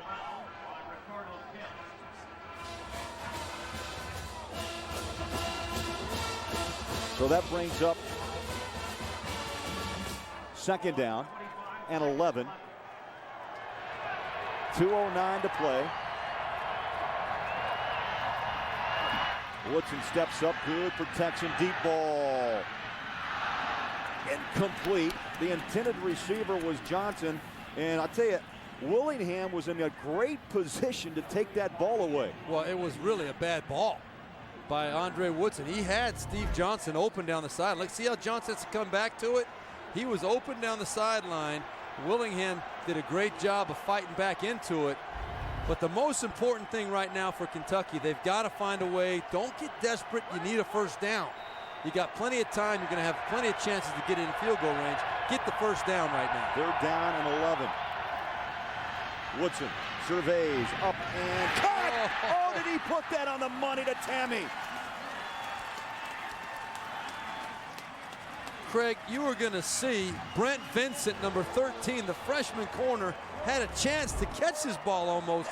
Watch his ball slip right by his hand. He's right there, coming up right there. Look at that. He actually did tip it.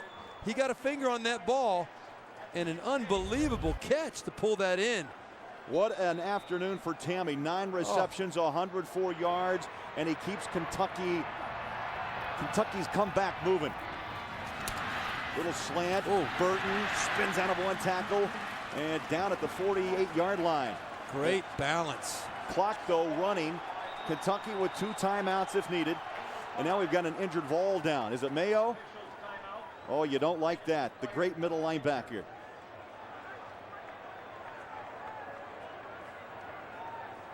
Number 7, Gerard Mayo, shaken up on the play. Out of Hampton, Virginia. So he's the prototype linebacker. Speed. He's got the size at 6'2", 230. I would not want to run in to Gerard Mayo. No, thank you. You know what he's got, too, that makes him that much more? He's got the timing and the explosion. You know, not only is he a load, but when he hits you, he can accelerate and burst right through you. And that actually works in Kentucky's favor, that little injury there, because they got to have a play called. They're all set up. No clock running on that play. 2 timeouts still in their back pocket, as does Tennessee. Pressure, stepping up, incomplete. Tammy, the intended receiver. The crowd wants flags. They stay in the pockets, and now we've got a flag and an injured Vol down. Holding against Kentucky. Mitchell, number 93. Xavier Mitchell. He's been bumped around a couple of times today.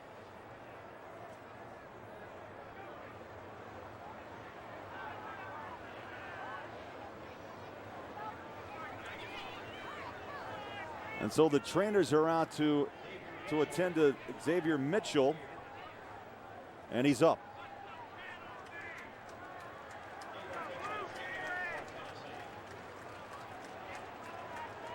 So Mitchell takes a walk to the sideline and a flag holding the call against Kentucky.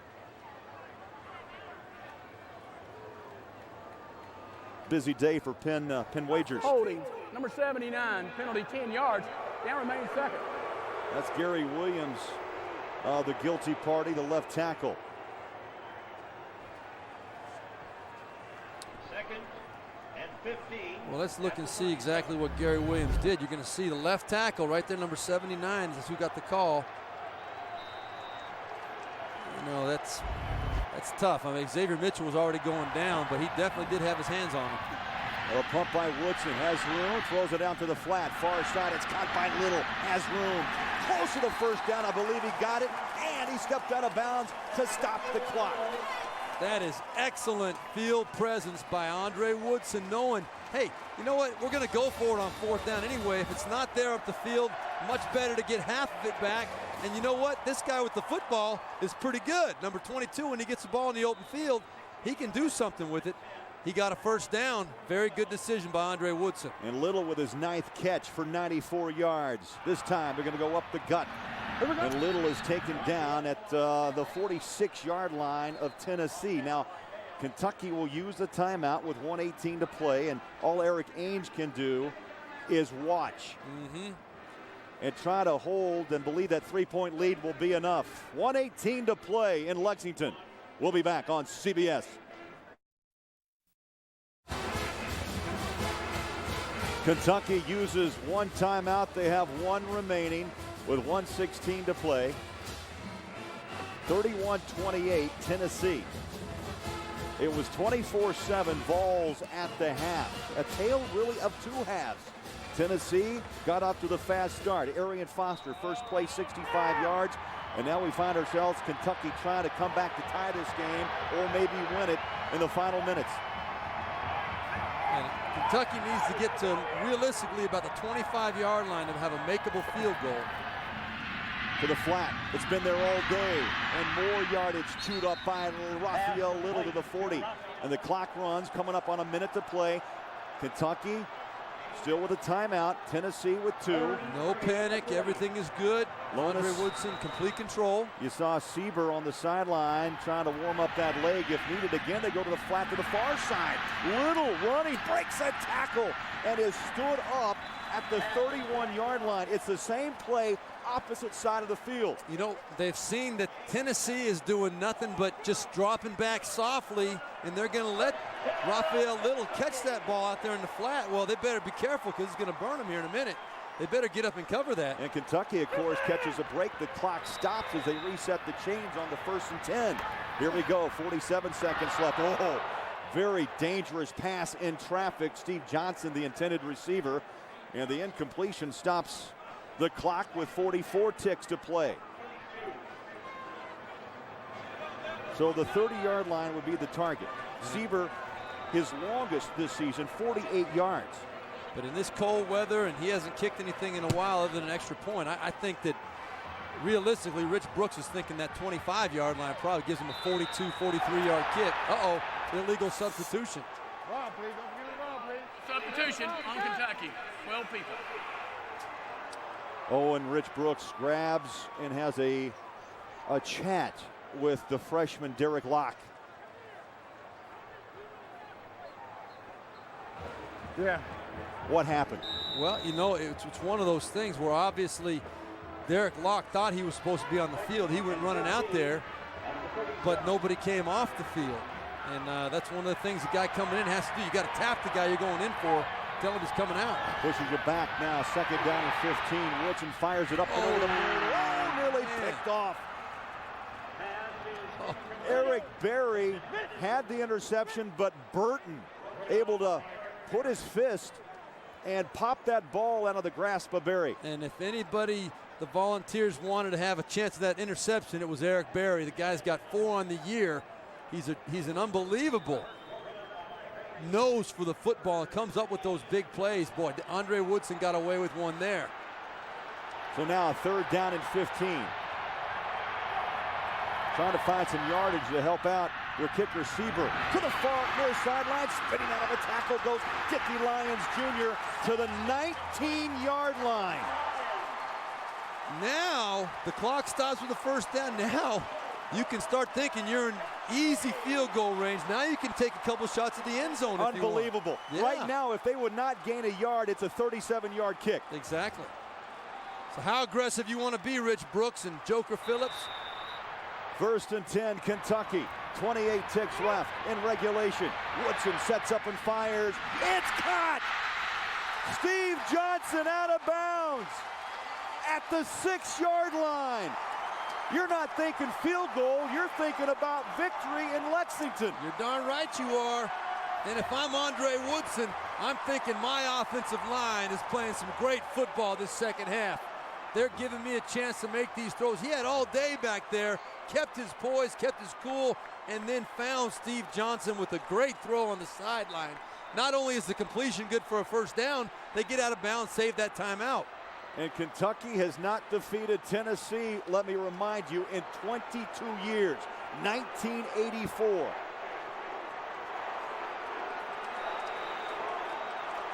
First and goal, Kentucky at the 5-yard line. 22 seconds to play.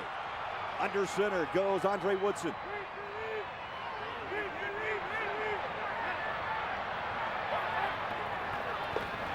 Woodson steps up, fires, incomplete, Whoa. Nearly intercepted by the freshman left corner, Brent Vincent.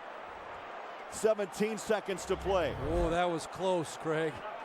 I mean, Brent Vincent, now remember, he's a converted wide receiver, so he's got hands. They converted him because he was a tremendous athlete that needed help on the defensive side, and he's the guy that they felt could make that adjustment. Should have had that catch right there. Yeah, you started the season as a wide receiver. Yeah. And made the change midway. Yep, the Georgia game was his first start. Second down and goal. 17 seconds to play. 3-point Tennessee lead. Woodson to the corner. Jump ball. Incomplete. There's a flag down. Yep, PI. And the intended receiver was Burton. And Vincent is down. Now here's what you got to do here now. Vincent down, looks like a shoulder.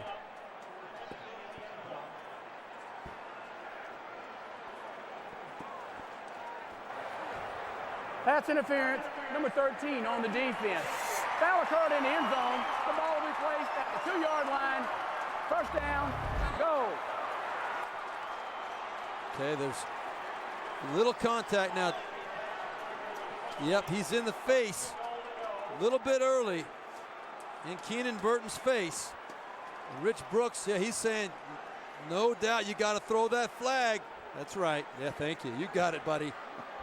Knew it all along, and it's good to see Vincent back up. Yeah, that shoulder was outstretched.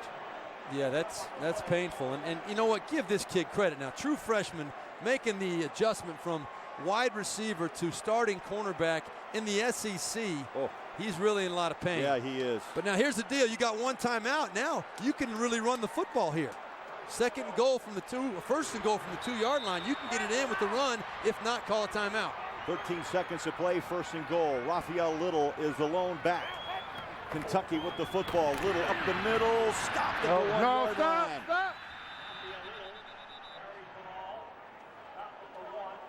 Stopped at the 1-yard line, and Kentucky will use their last timeout. You got to throw a quick pass at this point now. I mean, you're here. You're this far. You got to try and make something happen quick. Andre Woodson has to know, I cannot take a sack at all. You can't take a sack. It's got to go into the end zone. It can't be a scramble, run around, and make something happen. It's got to be a quick throw that if it's either a touchdown or an incomplete pass, you got time for your kicker to get out there and make the kick. Tennessee, if needed, 2 timeouts. 17th play. 17th play of this drive coming up for Kentucky. 17th play. What a drive. Unbelievable drive. Woodson, by the way, this half alone, 28 of 42, 305 yards and 3 touchdowns. What a comeback in the second half for the Kentucky Wildcats. But you know what? This Tennessee team has made a lot of plays along the way, too. They've only scored 7 points in the second half, but their defense has been out there a lot, and they've been some tremendous plays, you know, fumbles and hits and interceptions and all that kind of stuff. But the resilience of that man, Andre Woodson, still coming back. They got a chance to get this thing turned around. Pass or run? You got to pass. Shotgun, low snap. Woodson dropped it, picks it up. Time down to 5. Throws it to the end zone. Oh, incomplete with 1 second to play. You know, Rich Brooks is going to pull him aside afterwards and say, "What do you think you got all day?" I mean, you got to make a quick throw. He drops the ball. I would have just thrown it through the uprights right as soon as that ball hit the ground. Stand up, throw it through the goalpost, get your kicker out there and make the kick. You don't, and you know what? He still almost threw a touchdown pass to Keenan Burton. He was open. So here we go. Overtime will be decided by Lona Sieber. 4 of 4 on field goals attempted from 20 yards. They're going to place this ball down at the 10-yard line. Timeout. A 20-yard attempt, and now Tennessee. Philip Fulmer, as I expected, is going to try to freeze the young man from Knoxville. Oh, man.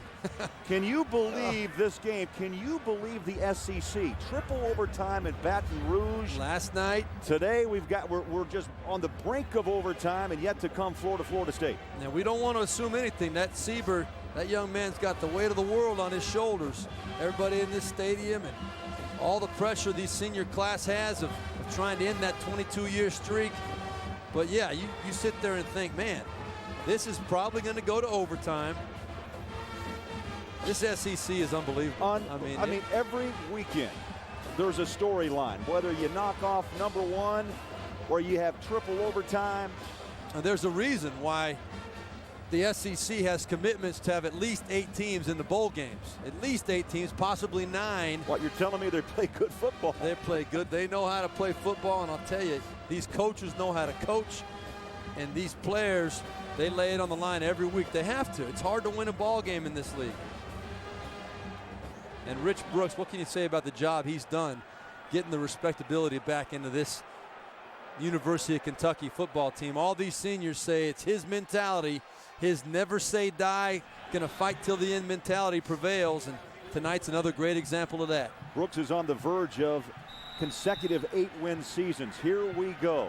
Lona Sieber, sophomore, Knoxville, Tennessee, 20-yard field goal will send it into overtime. That's where we're headed.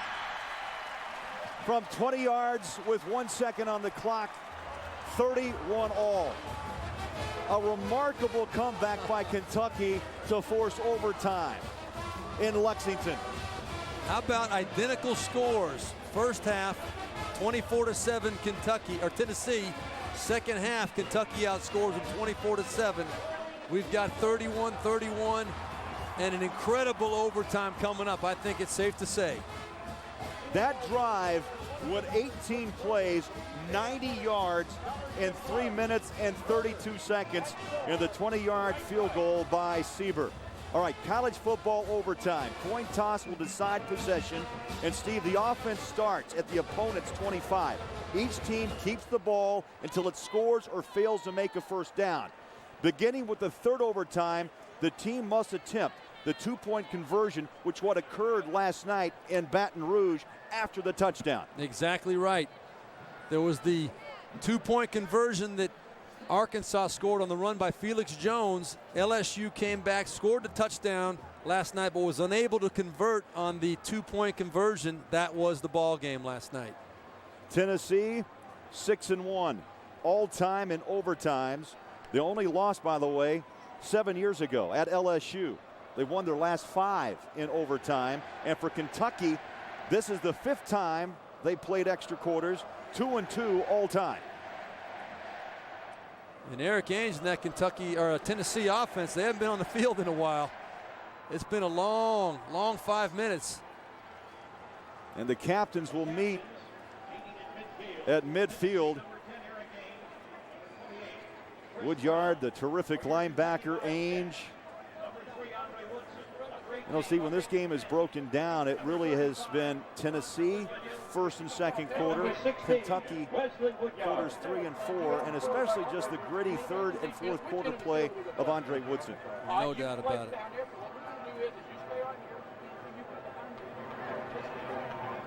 Let's see who gets the ball first. Tennessee won the toss, elects to go on defense. Kentucky had chosen to play on this end of the field. Overtime in Lexington.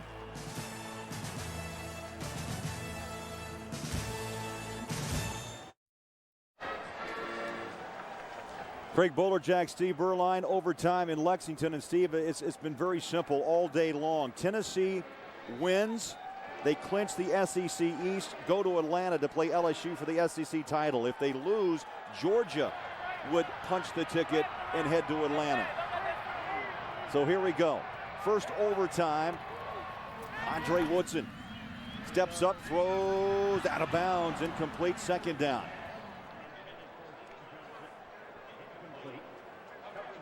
This crowd quiet, all standing. I think they're in shock that we're in overtime. 31 all, incredible comeback down 24-7 at the break. I wouldn't blame them. You talk about an emotional roller coaster. This has been it in every sense of the word. As you said, quarters 1 and 2, totally different than quarters 3 and 4. That's why you love this game. The momentum can change so quickly. It's a beautiful thing. Second down at 10 from the 25. Shotgun for Woodson. In motion goes Raphael Little. Three-step drop, fires it near side. It's caught at the 10-yard line and bumped down. On a bounds goes Keenan Burton, the senior from Louisville, Kentucky. Another good example right there of Woodson standing strong in the pocket. He was under some pressure, but delivered a strike. I don't really understand how Keenan Burton, they're really their number one receiver, was that wide open out there in the flat. Doesn't make a whole lot of sense to me, but the bottom line is Woodson saw it, made a great throw. Now first and goal at the 8-yard line. 31 all in overtime. Wide open. It's caught. Touchdown, Burton, Kentucky.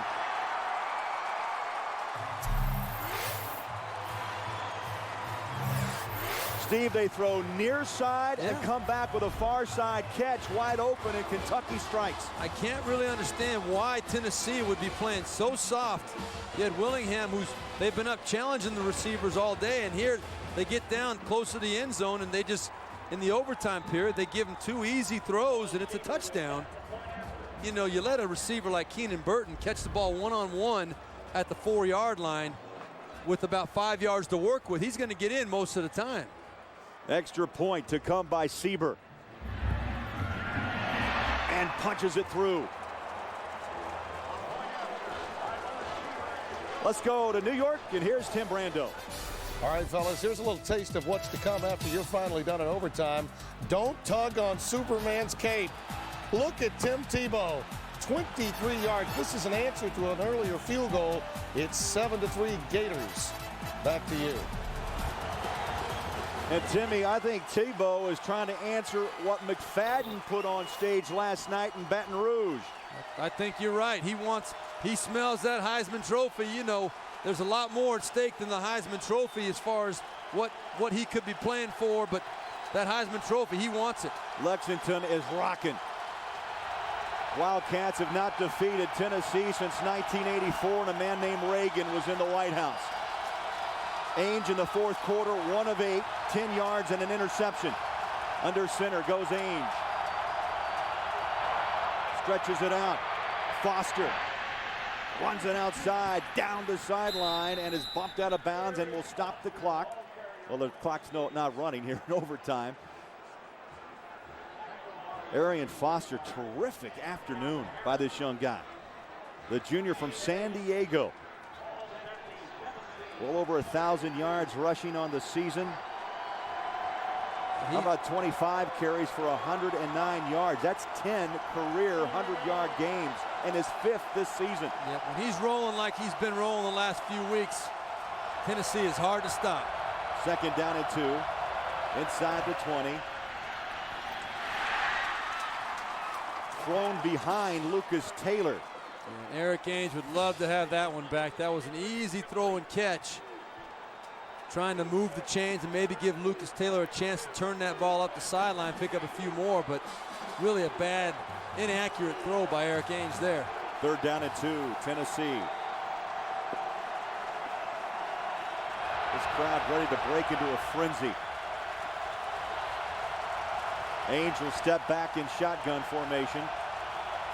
Right alongside is Foster. They need 2 for a first down. Direct snap goes to Foster. First down. Oh, and he delivers a blow out of bounds. And he put the hurt, and I mean he put the hit on the Kentucky Wildcats. My goodness, that was David Jones who absorbed that hit from Arian Foster. David Jones caught a mouthful of shoulder. And you know, when we were talking to Arian Foster yesterday down there on the field before their walkthrough, he is a big man. Oh, he is a load. Those 2 1/4. First and 10, Tennessee at the 13 of Kentucky. In the first overtime, 38-31, Wildcats. Far side, once again, the workhorse Foster takes it out of bounds, and that brings up second down. Foster hit by Harrison, the free safety. Well, you know, Rich Brooks told us it's about depth. He's gained respect for this Kentucky program once again. You know, you always think about basketball when you think about Lexington and Big Blue. No. Football. Football is big in Lexington. Second down and 9. Shotgun. Ainge steps back to the end zone. Man coverage. Oh! What a grab by Gerald Jones, the freshman. Tennessee. You have got to be kidding. They just on his back, and he pulls it in. They just keep coming out of the woodwork. Gerald Jones, how many catches does he have on the year? But what none. 7th reception for the freshman from Oklahoma City. And none, it's safe to say, bigger than that one right there. Look at that adjustment and catching that ball. 2 hands up now for Philip Fulmer. It is going to be reviewed, though, Rich Brooks. They're reviewing it right now to make sure, and we see that again. We'll see in the corner of the end zone that I don't think there's any doubt that Gerald Jones catches this ball. The question was it under control before? He's got both hands on it. Ooh, look at that. That ball did at some point hit the ground. Now, did he have his hand under the ball? That's the question. That's the question. And it's got to be clearly not under the ball for it to be overturned. Now, let's see. He's got both hands on it. That angle, it's hard to tell from that angle. He never loses control of it. And rolls right up with it. Maybe this angle one more time, coming right at you. Yep. And here it is. He's got Brings both it hands in. on it. The ball hits the ground. Man, that is a tough one. If I'm the officials, it's not clear either way. So I say you don't overturn it. You give him the touchdown. That's the way I got to look at it. They might say the ball hit the ground, but if I'm making that call, I say you can't overturn it because it's not obvious. And that you got to give him the touchdown. If it was ruled incomplete, I would have said you can't give him a touchdown. Exactly. We're going to blow it up a little bit for you. On his hands, terrific grab. Now does he have possession? Even at that angle. You can see right there that ball is touching the ground. But it's just not clear enough whether he's got control. It's ruled a touchdown. I think it stays a touchdown. Gerald Jones, a freshman. He was the Oklahoma Player of the Year in 2006. A quarterback, a terrific runner. Here we go. The ruling on the field stands. Touchdown. Yep. That's the right call. It was just too close to change it. There's no way you can confidently overturn that call. It was not conclusive. The right call was made. Daniel Lincoln now must hit the extra point to send it to the second overtime. Good snap, good hold, and punches it through.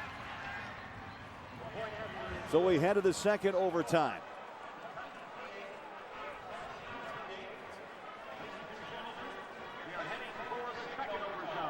I tell you, the last 2 weeks for Tennessee, I mean, no wonder Phil Fulmer has lost a few hairs does he have along any the hair way. left? I He don't know. rallied back. He scored 16 unanswered to win at Vanderbilt. At the half tonight, up 24-7 on the road to Kentucky, and now we're on our second overtime in Lexington.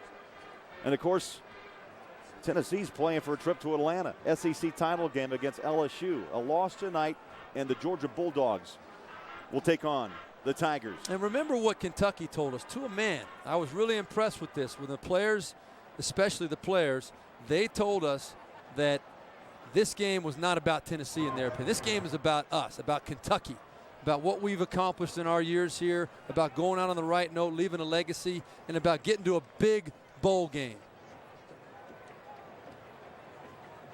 They didn't appreciate the fact that it was all about Tennessee. Kentucky has chosen to go on defense. Tennessee has chosen to play on this end of the field. So Tennessee now will have possession to start the second overtime. Florida State, Florida.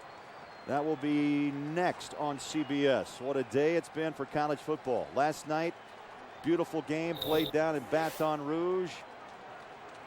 Here in Lexington, and we'll take you to Gainesville after the conclusion.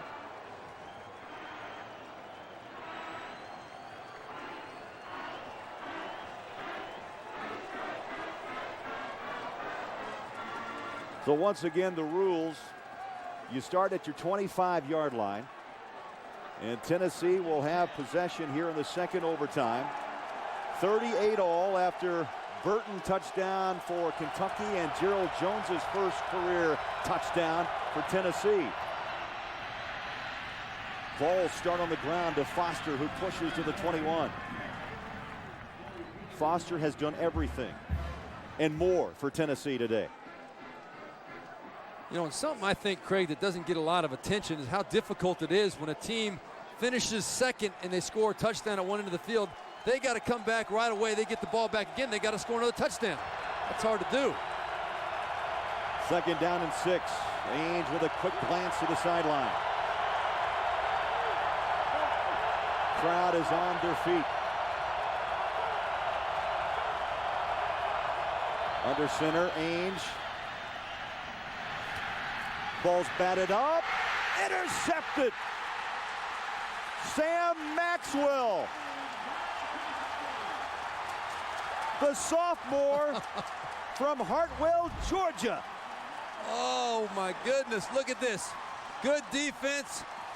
That was Trevard Lindley again finding a way to make a play. Watch, he gets his hand on the ball, gets that head around, finds it, knocks it up in the air, and there's Maxwell in the right place at the right time, going to the football and bringing it in. Third interception by Kentucky's secondary. And now the Wildcats will have their chance to win and break a 22-year drought against Tennessee. Question is whether Woodson wants to leave it to his kicker or do it himself. Woodson, handoff, bouncing outside goes Little. And they'll lose a couple back to around the 26, maybe the 27-yard. And Dennis Rogan, the freshman, put a good hit on Raphael Little.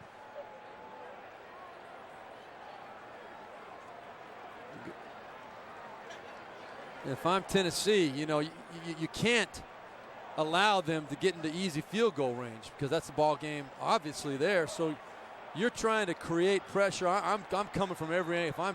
If I'm John Chavis, I'm trying to cause as much havoc out there as I possibly can, because if you give up the field goal, that's it. You got to make something happen. Try and get the ball back. Second down and 12. Under center goes Woodson. Two wide receivers to the near side. Second overtime. Option. Little pitch. Near side comes Raphael Little. Squares his shoulders and runs his way to the 21-yard line. That's a good, solid 7-yard run right there. I think you keep calling safe plays if you're Kentucky. And a safe play could be a throw to the end zone. You know, you throw a fade pattern to the outside if you want to try and go to it quick, if you don't want to put it in your kicker's hands. But you sure don't try and kick the ball from here. You still, right now, you got a 38-yard kick if you try and kick from this point. Third down and 4 at the 20-yard line. Second overtime. Kentucky and Tennessee. He's got man coverage. Could easily take a shot at the end zone here. Ball show pressure. Up the middle they go. Short of the first down at the 17-yard line. Raphael Little. And now you go for the win. And all the pressure is on the shoulders of Lona Sieber.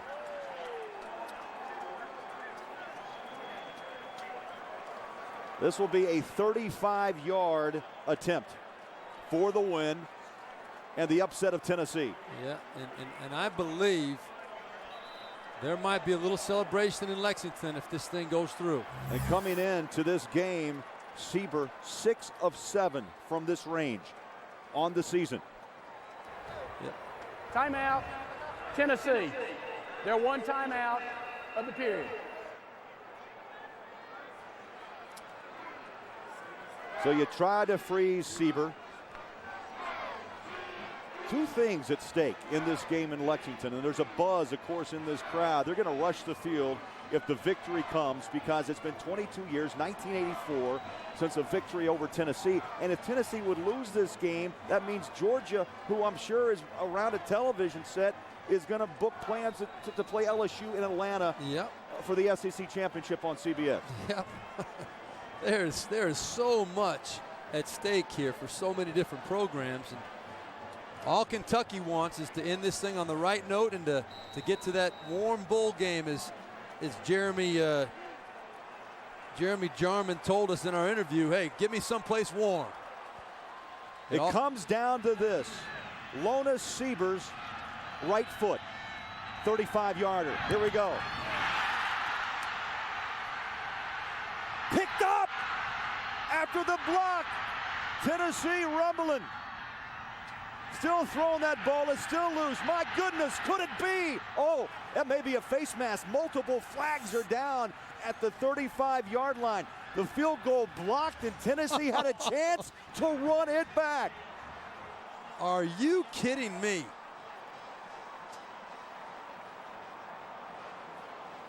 I don't think the penalty will affect anything because Tennessee was on defense. They can't run their kicker out, and it just becomes the next overtime period. I mean, how do you explain this stuff? You can't. What else is left in the bag? By rule, when we have a change of possession in overtime and there is a foul, that foul is disregarded.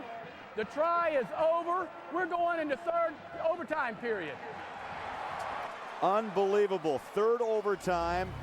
And this is what happened. The 35-yard attempt coming from the corner. Oh, And just got a piece. It looked to me like that was Big Dan Williams. It was. Number 55. Yep. Getting that big right paw up, and there's coming through the left guard gap right there. There it is. The hand goes up, his left hand actually. Yeah, hit him right in the elbow.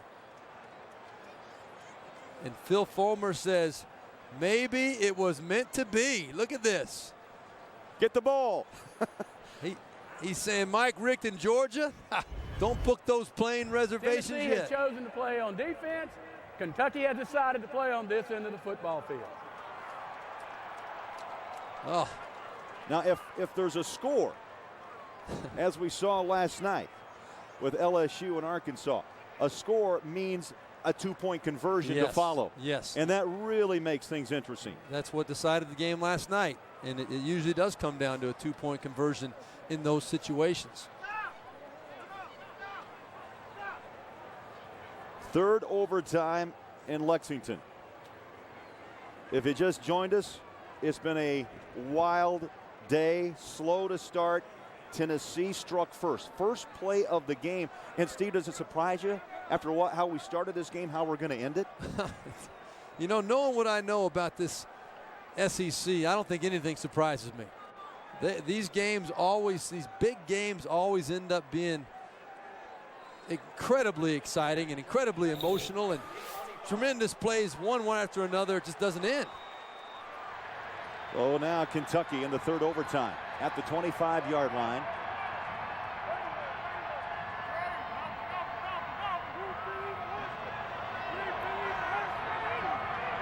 Back under center goes Woodson. 3-step drop, near side. Pitch and catch, big grab. Burton out of bounds. And let's check in back in New York. And here's Tim Brando. All right, Craig. Well, he ran for one from 23 yards out. Now he throws 32 yards to Lewis Murphy, does Tim Tebow. I'd say he can heat it pretty well, Steve Berline. 14-3 Gators. Back to you. Hey, Steve, I want to see you and Tebow line up. No, you don't. Trust me, you don't want to see that. 1st and 10. Handoff, Little. All day long, running inside and out.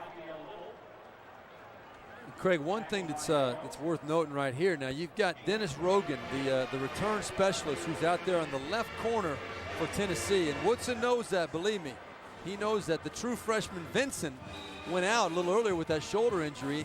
He was moved over to corner because of their injuries and lack of experience at the corner position. So Rogan really is the guy that did not fit into their plans at corner going into this season. A touchdown would force Kentucky, because of the rules, to go for 2. That's what happens on during the third overtime. So here we go, 38 all, 2nd down 7. Andre Woodson steps up, pumps, pulls it back down, throws it up and over the top. Incomplete off the hands of Johnson. Oh, he had it, took a little bump and dropped it. And this is a play that I think if you ask Rich Brooks, if you want to take your chances, who do you want to make that catch? It's Steve Johnson. He's going to make that catch probably 7 or 8 times out of 10. Look, he gets both those big mitts on the ball. Just didn't quite control it when he came down. D'Angelo Willingham on that second effort right there, just punched it out. Did a great job of getting in there. Just punched it out. So now, Steve, we're looking at 3rd down. You have to get to the 5, just inside the 5-yard line for fresh downs. Kentucky 9 of 18 on the day on 3rd down conversions.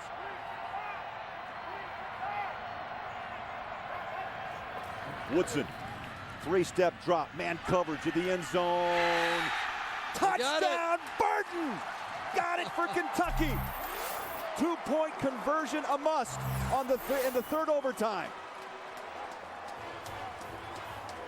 Well, I really thought it was going to come. You had a bump and run on Steve Johnson on this side on Rogan, but Woodson decides to challenge the other side on Willingham, and great job by Keenan Burton of spinning. Look, he fakes and got Willingham a little bit disoriented. He had a great release, got up on top of him on the outside. Willingham never had a chance to look back and make a play on that ball. It was in the perfect location from Woodson, and Burton times it beautifully, knows exactly where his feet have to come down. Now, the ever-important 2-point conversion. Oh, this is where it gets interesting. You take it back out. And you have to run it in or pass for the 2-point conversion. 2 wide receivers near side. Under center goes Woodson. Huge second half. And in overtime. Pulls that ball back down. Looks back the other way. Pulls it back down. Throws it. And it's taken away by Tennessee. Its ball is dropped. Still on the loose, out of bounds. And again, we've seen another trick in the bag. I can't believe Kentucky didn't fall on that in the end zone to convert the 2-point conversion. They had a chance at it. The way this game is going, nothing would surprise me, but Andre Woodson just saying, you know what, it's a 2-point conversion. Nobody's open. I'm just going to get rid of it instead of taking a sack. Interception. Ball is knocked out right there. Look at now. Had a chance almost to fall on it there in the end zone. Don't know who that was, but kicked it out of bounds. Steve Johnson right there trying to get his hand on it. A mad scramble. It is kicked out of bounds. And now we have Tennessee at the 25-yard line in the third overtime. And already we see the effect of that rule. It's got to be a 2-point conversion. 5 wide receiver set, 3 set to the near side. Eric Ainge, shotgun. Steps, looks near side, goes far side, and not much. Good read by Kentucky's defense. Lucas Taylor picks up 2. And he's hit by the free safety, Calvin Harrison. You know, one thing we haven't talked about all night, Craig, is the red zone offense and defense of either of these teams. And it's amazing. When you look at the stats, they're all offensively and defensively at 64% as far as either scoring touchdowns or giving up touchdowns. So it's dead even. Second down and 8 for Tennessee. Ainge steps back once again in the shotgun. 3 wideouts near side. Ainge sets up and fires. And it's low off the hands of Lucas Taylor, incomplete. Third down. Yeah, that ball got away from Ainge a little bit. But, you know, it's hard. It's hard to get every throw exactly where you want to get it. It's tough. Ainge has had a heck of a ball game. And see if he's got any more magic in his bag of tricks here. Tennessee, third down. 5 of 15 on third down tries in this game. From the shotgun once again, from the 30-yard line, pressure, slingshots it to the flat. It's caught. Gerald Jones high steps it inside the 5. And yes, fresh downs for Tennessee. What an incredible instinctive play by this guy. You said he was the Oklahoma State Player of the Year. Look at the instinct. He catches this ball. He's well short of the first down. But he says, you know what? I'm going to just split this double team and go straight ahead and make sure that I get this first down. 1st and 10 at the 13-yard line. Quick throw, far side. It's caught. Rogers, touchdown, Tennessee. Now, here we go. 2-point conversion. And if they punch the ticket to Atlanta in the SEC title game. Yes, sir. You don't think Georgia fans are chewing the nails right now? Oh, yeah. I tell you what, I guarantee you Mike Richt knows exactly what's going on right now. He's got somebody. Mark Richt, I'm sorry. Mark Richt is the guy that he knows exactly what's going on the sidelines in that Georgia game right now. Timeout. 3 overtimes, 44 all. Tennessee will go for 2. And the win. And somehow Austin Rogers, there you go, split the 2 defenders and hopped and skipped in for the touchdown. Well, it was just a perfectly executed play. The right call at the right time. Again, that throw, the key is to make sure you can get the ball to the receiver with some space. And then he had great blocking on the outside, and Philip Fulmer knows that is exactly the way we draw up that play now. He put up the 1. We don't want the 1, no, we want the 2. You got to go for 2 in the third overtime. He'd say, actually, I'd like to go for 1 if I could, please. He wanted to bring out Daniel Lincoln. Yeah, let's just end it on an extra point.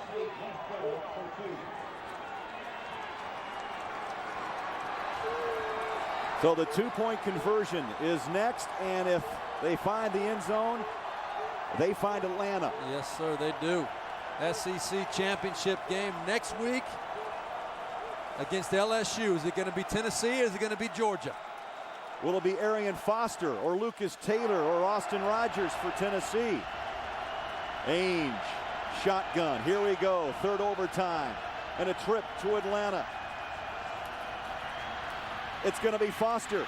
Can he turn the corner? No! We head to the fourth overtime. Oh, man.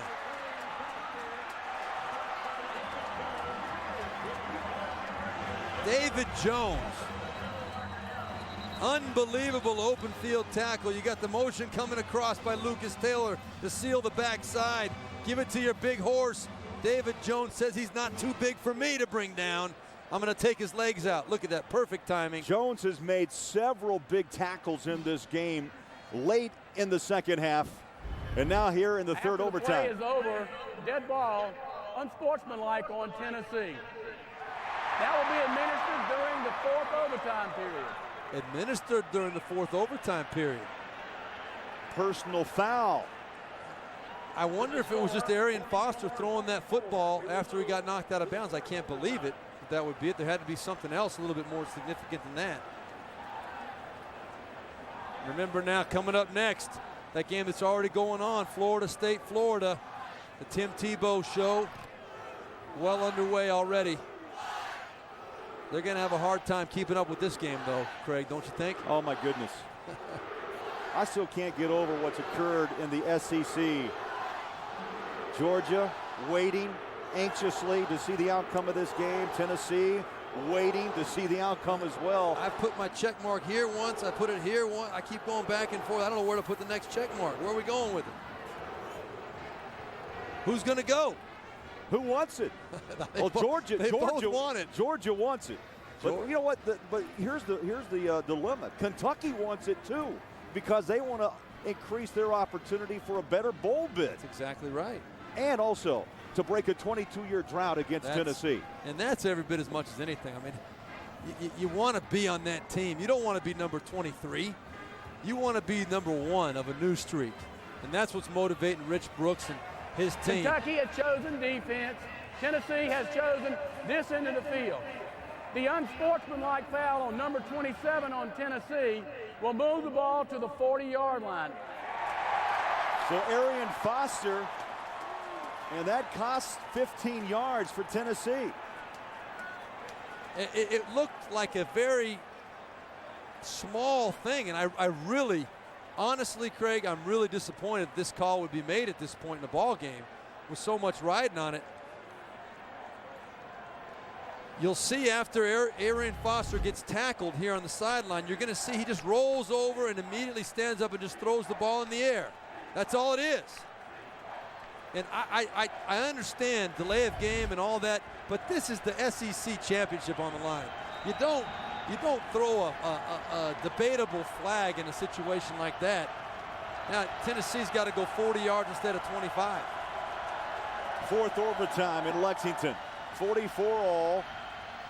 Ainge, shotgun, good protection, up and over, wide open, stumbling, 5, touchdown, Quentin Hancock. Then again, I guess it just doesn't matter. Who cares about the 40 yards? Oh.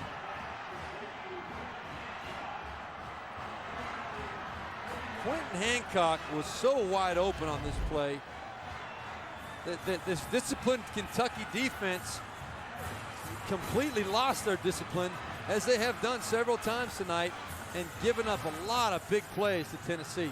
I mean, Eric Ainge comes out and he sees how open Hancock is, and he's thinking, it can't be. Well, Hancock was so open, he nearly lost his footing and stumbled at the 15-yard line. You just don't get that open on the first play of a drive. 2-point conversion now for Tennessee. 3 wide receivers, top of your screen. Ainge, as he has most of the day, drops back in shotgun formation. Fourth overtime. 2-point conversion on the way. Ainge steps up, throws, dumps, hits it. 2-point conversion. Austin Rogers, and will be back. Kentucky must answer after this.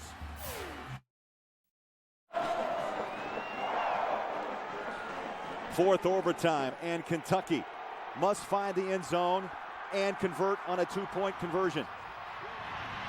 Raphael Little bounces. That ball, I thought, popped out. Did he grab it back? And he did at the 17-yard line. A pickup of 7, maybe 8. Boy, Raphael Little running so hard for Kentucky. The same for Arian Foster for Tennessee. That's a pickup of 8. Second down and 2. Fourth overtime. 52-44. Tennessee working for a trip to Atlanta in the SEC title game. Every one of these overtime drives is a gut check for both the offense and the defense. Big play after big play tonight. Draw play. Lock. Stacked up and dropped at the 14-yard line. Now, we've played most likely, Steve. This game has gone on now for 4.5 hours. Am I right? After 6 o'clock Eastern. I think you're right. I think you're 100% right. You're talking about a game and a half of football. Yeah, it's been a long time, but I'll tell you what, there's nowhere else I'd rather be. Are you kidding me? Want to play all night? Let's do it. Going.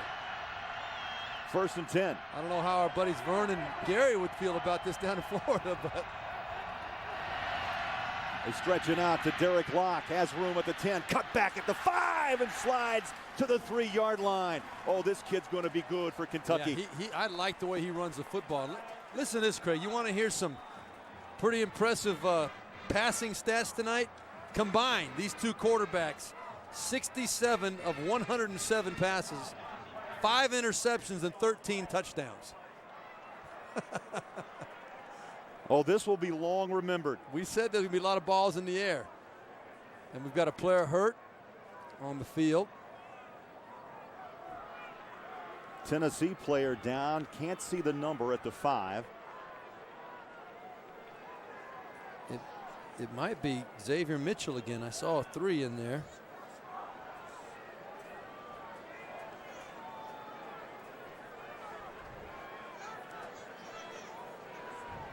That was a tremendous run, though. When he gets going, when he makes that turn around the corner, boy, it is no messing around. He's coming downhill and fast. Well, Rich Brooks told us that it's really in a way, and Joker Phillips echoed it as well, the offensive coordinator, he's a find because he's a track man. Yeah. Came in on a track scholarship and said, yeah, I'm going to play some football. And last year at Hugo High School, at least the numbers in the press guide indicate 51 touchdowns. And of course, long jumped over 25 feet 4 inches, the longest jump in the nation a year ago. Hard to believe he wouldn't be going somewhere. The way he runs that football, he wouldn't get a chance to go play football somewhere. Now the trainers continue to aid the injured Tennessee player. You saw DeMonte Bolden on a knee, checking in on his teammate. Eric Ainge. Nothing. Let's go to New York for an update. Here's Tim. Okay, Craig, Tim Tebow strikes again, this time to Lewis Murphy.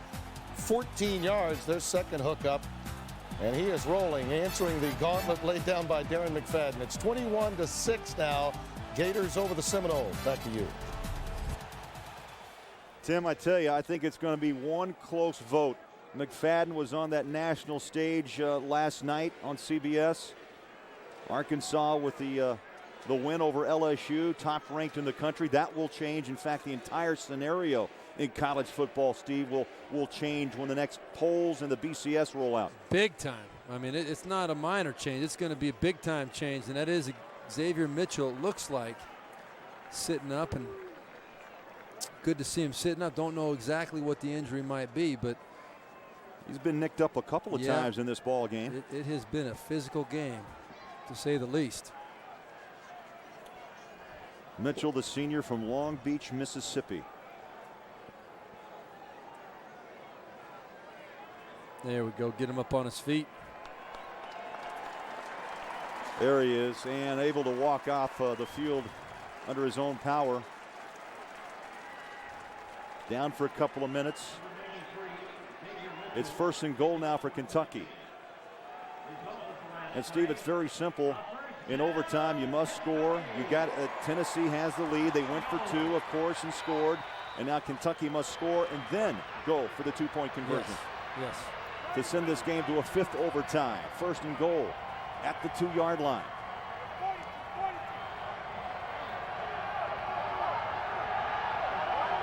Locke is the lone back. Had a word with Woodson. Locke, the ball carrier. Pop through. Did he get in? Well, he's close. They're going to run up. He's about a half a yard shy inside the 1-yard line. Oh, they gave it to him. They gave it to him. The officials ran in. They wanted to see where the ball was. Well, actually, it had broken the plane, and it did. Yes, sir. You see, boy, he hits that hole up. They only have him listed at 180 pounds, but he runs strong. Broke the plane.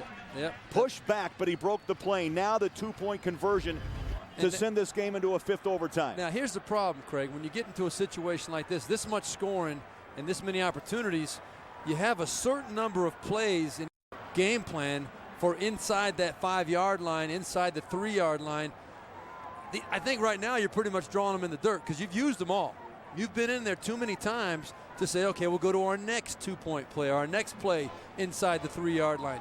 You've gone through who knows how many in that particular situation. You've got to get creative now and probably run a play you haven't practiced at all. And so basically is this. They've scouted you. They've looked at you on film. I speak of Tennessee. Right. They know your tendencies. You want to pull one out of the bag right now. Out of the bag that might catch them off guard, but that you haven't practiced because you've used all the plays that you've got. Now, do you go back? Sure, you can go back and run a play that maybe did or didn't work earlier and try and catch them off guard. But coaches in this situation, they want to try and come up with something that the opponent has not seen yet. Eric Ainge on the bench awaits if needed. 52-50, 2-point conversion must be scored by Kentucky. If they fail, Tennessee wins the East and earns a trip to play LSU in the SEC title game next weekend on CBS. I would venture it's to that say, simple. Yeah, and I would venture to say that after this play, we will see some sort of emotional reaction on the field. There will be some emotions going down there, I guarantee it. Kentucky must score. And now timeout, Tennessee. Trying to ice the 2-point play. He wanted to see what set the Wildcats were going to come out in, see exactly how they were going to line up. And you know what his thinking is as much as anything? He's saying, I'm going to make Kentucky go to another play now because they've shown me what they want to do. Now they got to redraw another play that they maybe didn't feel so good about. Good play by Phillip Fulmer. Smart. Well, on the other side of that coin, you know, Brooks and Joker Phillips get a chance now to also take a look at what the defensive set was for Tennessee. Right, see how they were going to line up to it. I think the advantage goes to the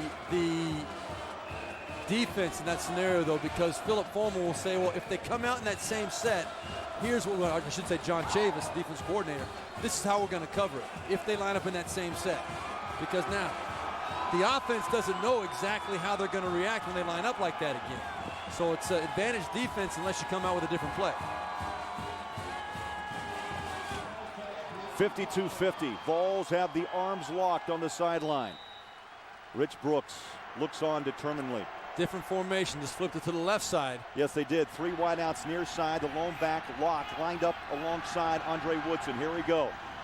Kentucky must score. The 2-point conversion to force the 5th overtime. Pressure. Woodson has room. Tackle from behind. It's fumbled, and Tennessee is headed to Atlanta.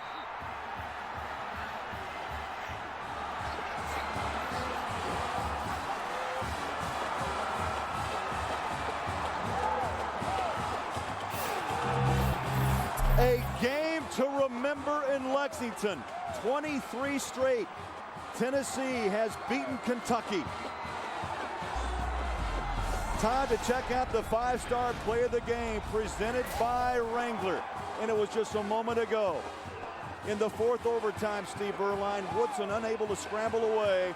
They knocked the ball away from Woodson. Tennessee recovers and earns a trip to the SEC title game. Our Ruby Tuesday player of the game. Eric Ainge, passing for nearly 400 yards, 7 touchdowns, a career high.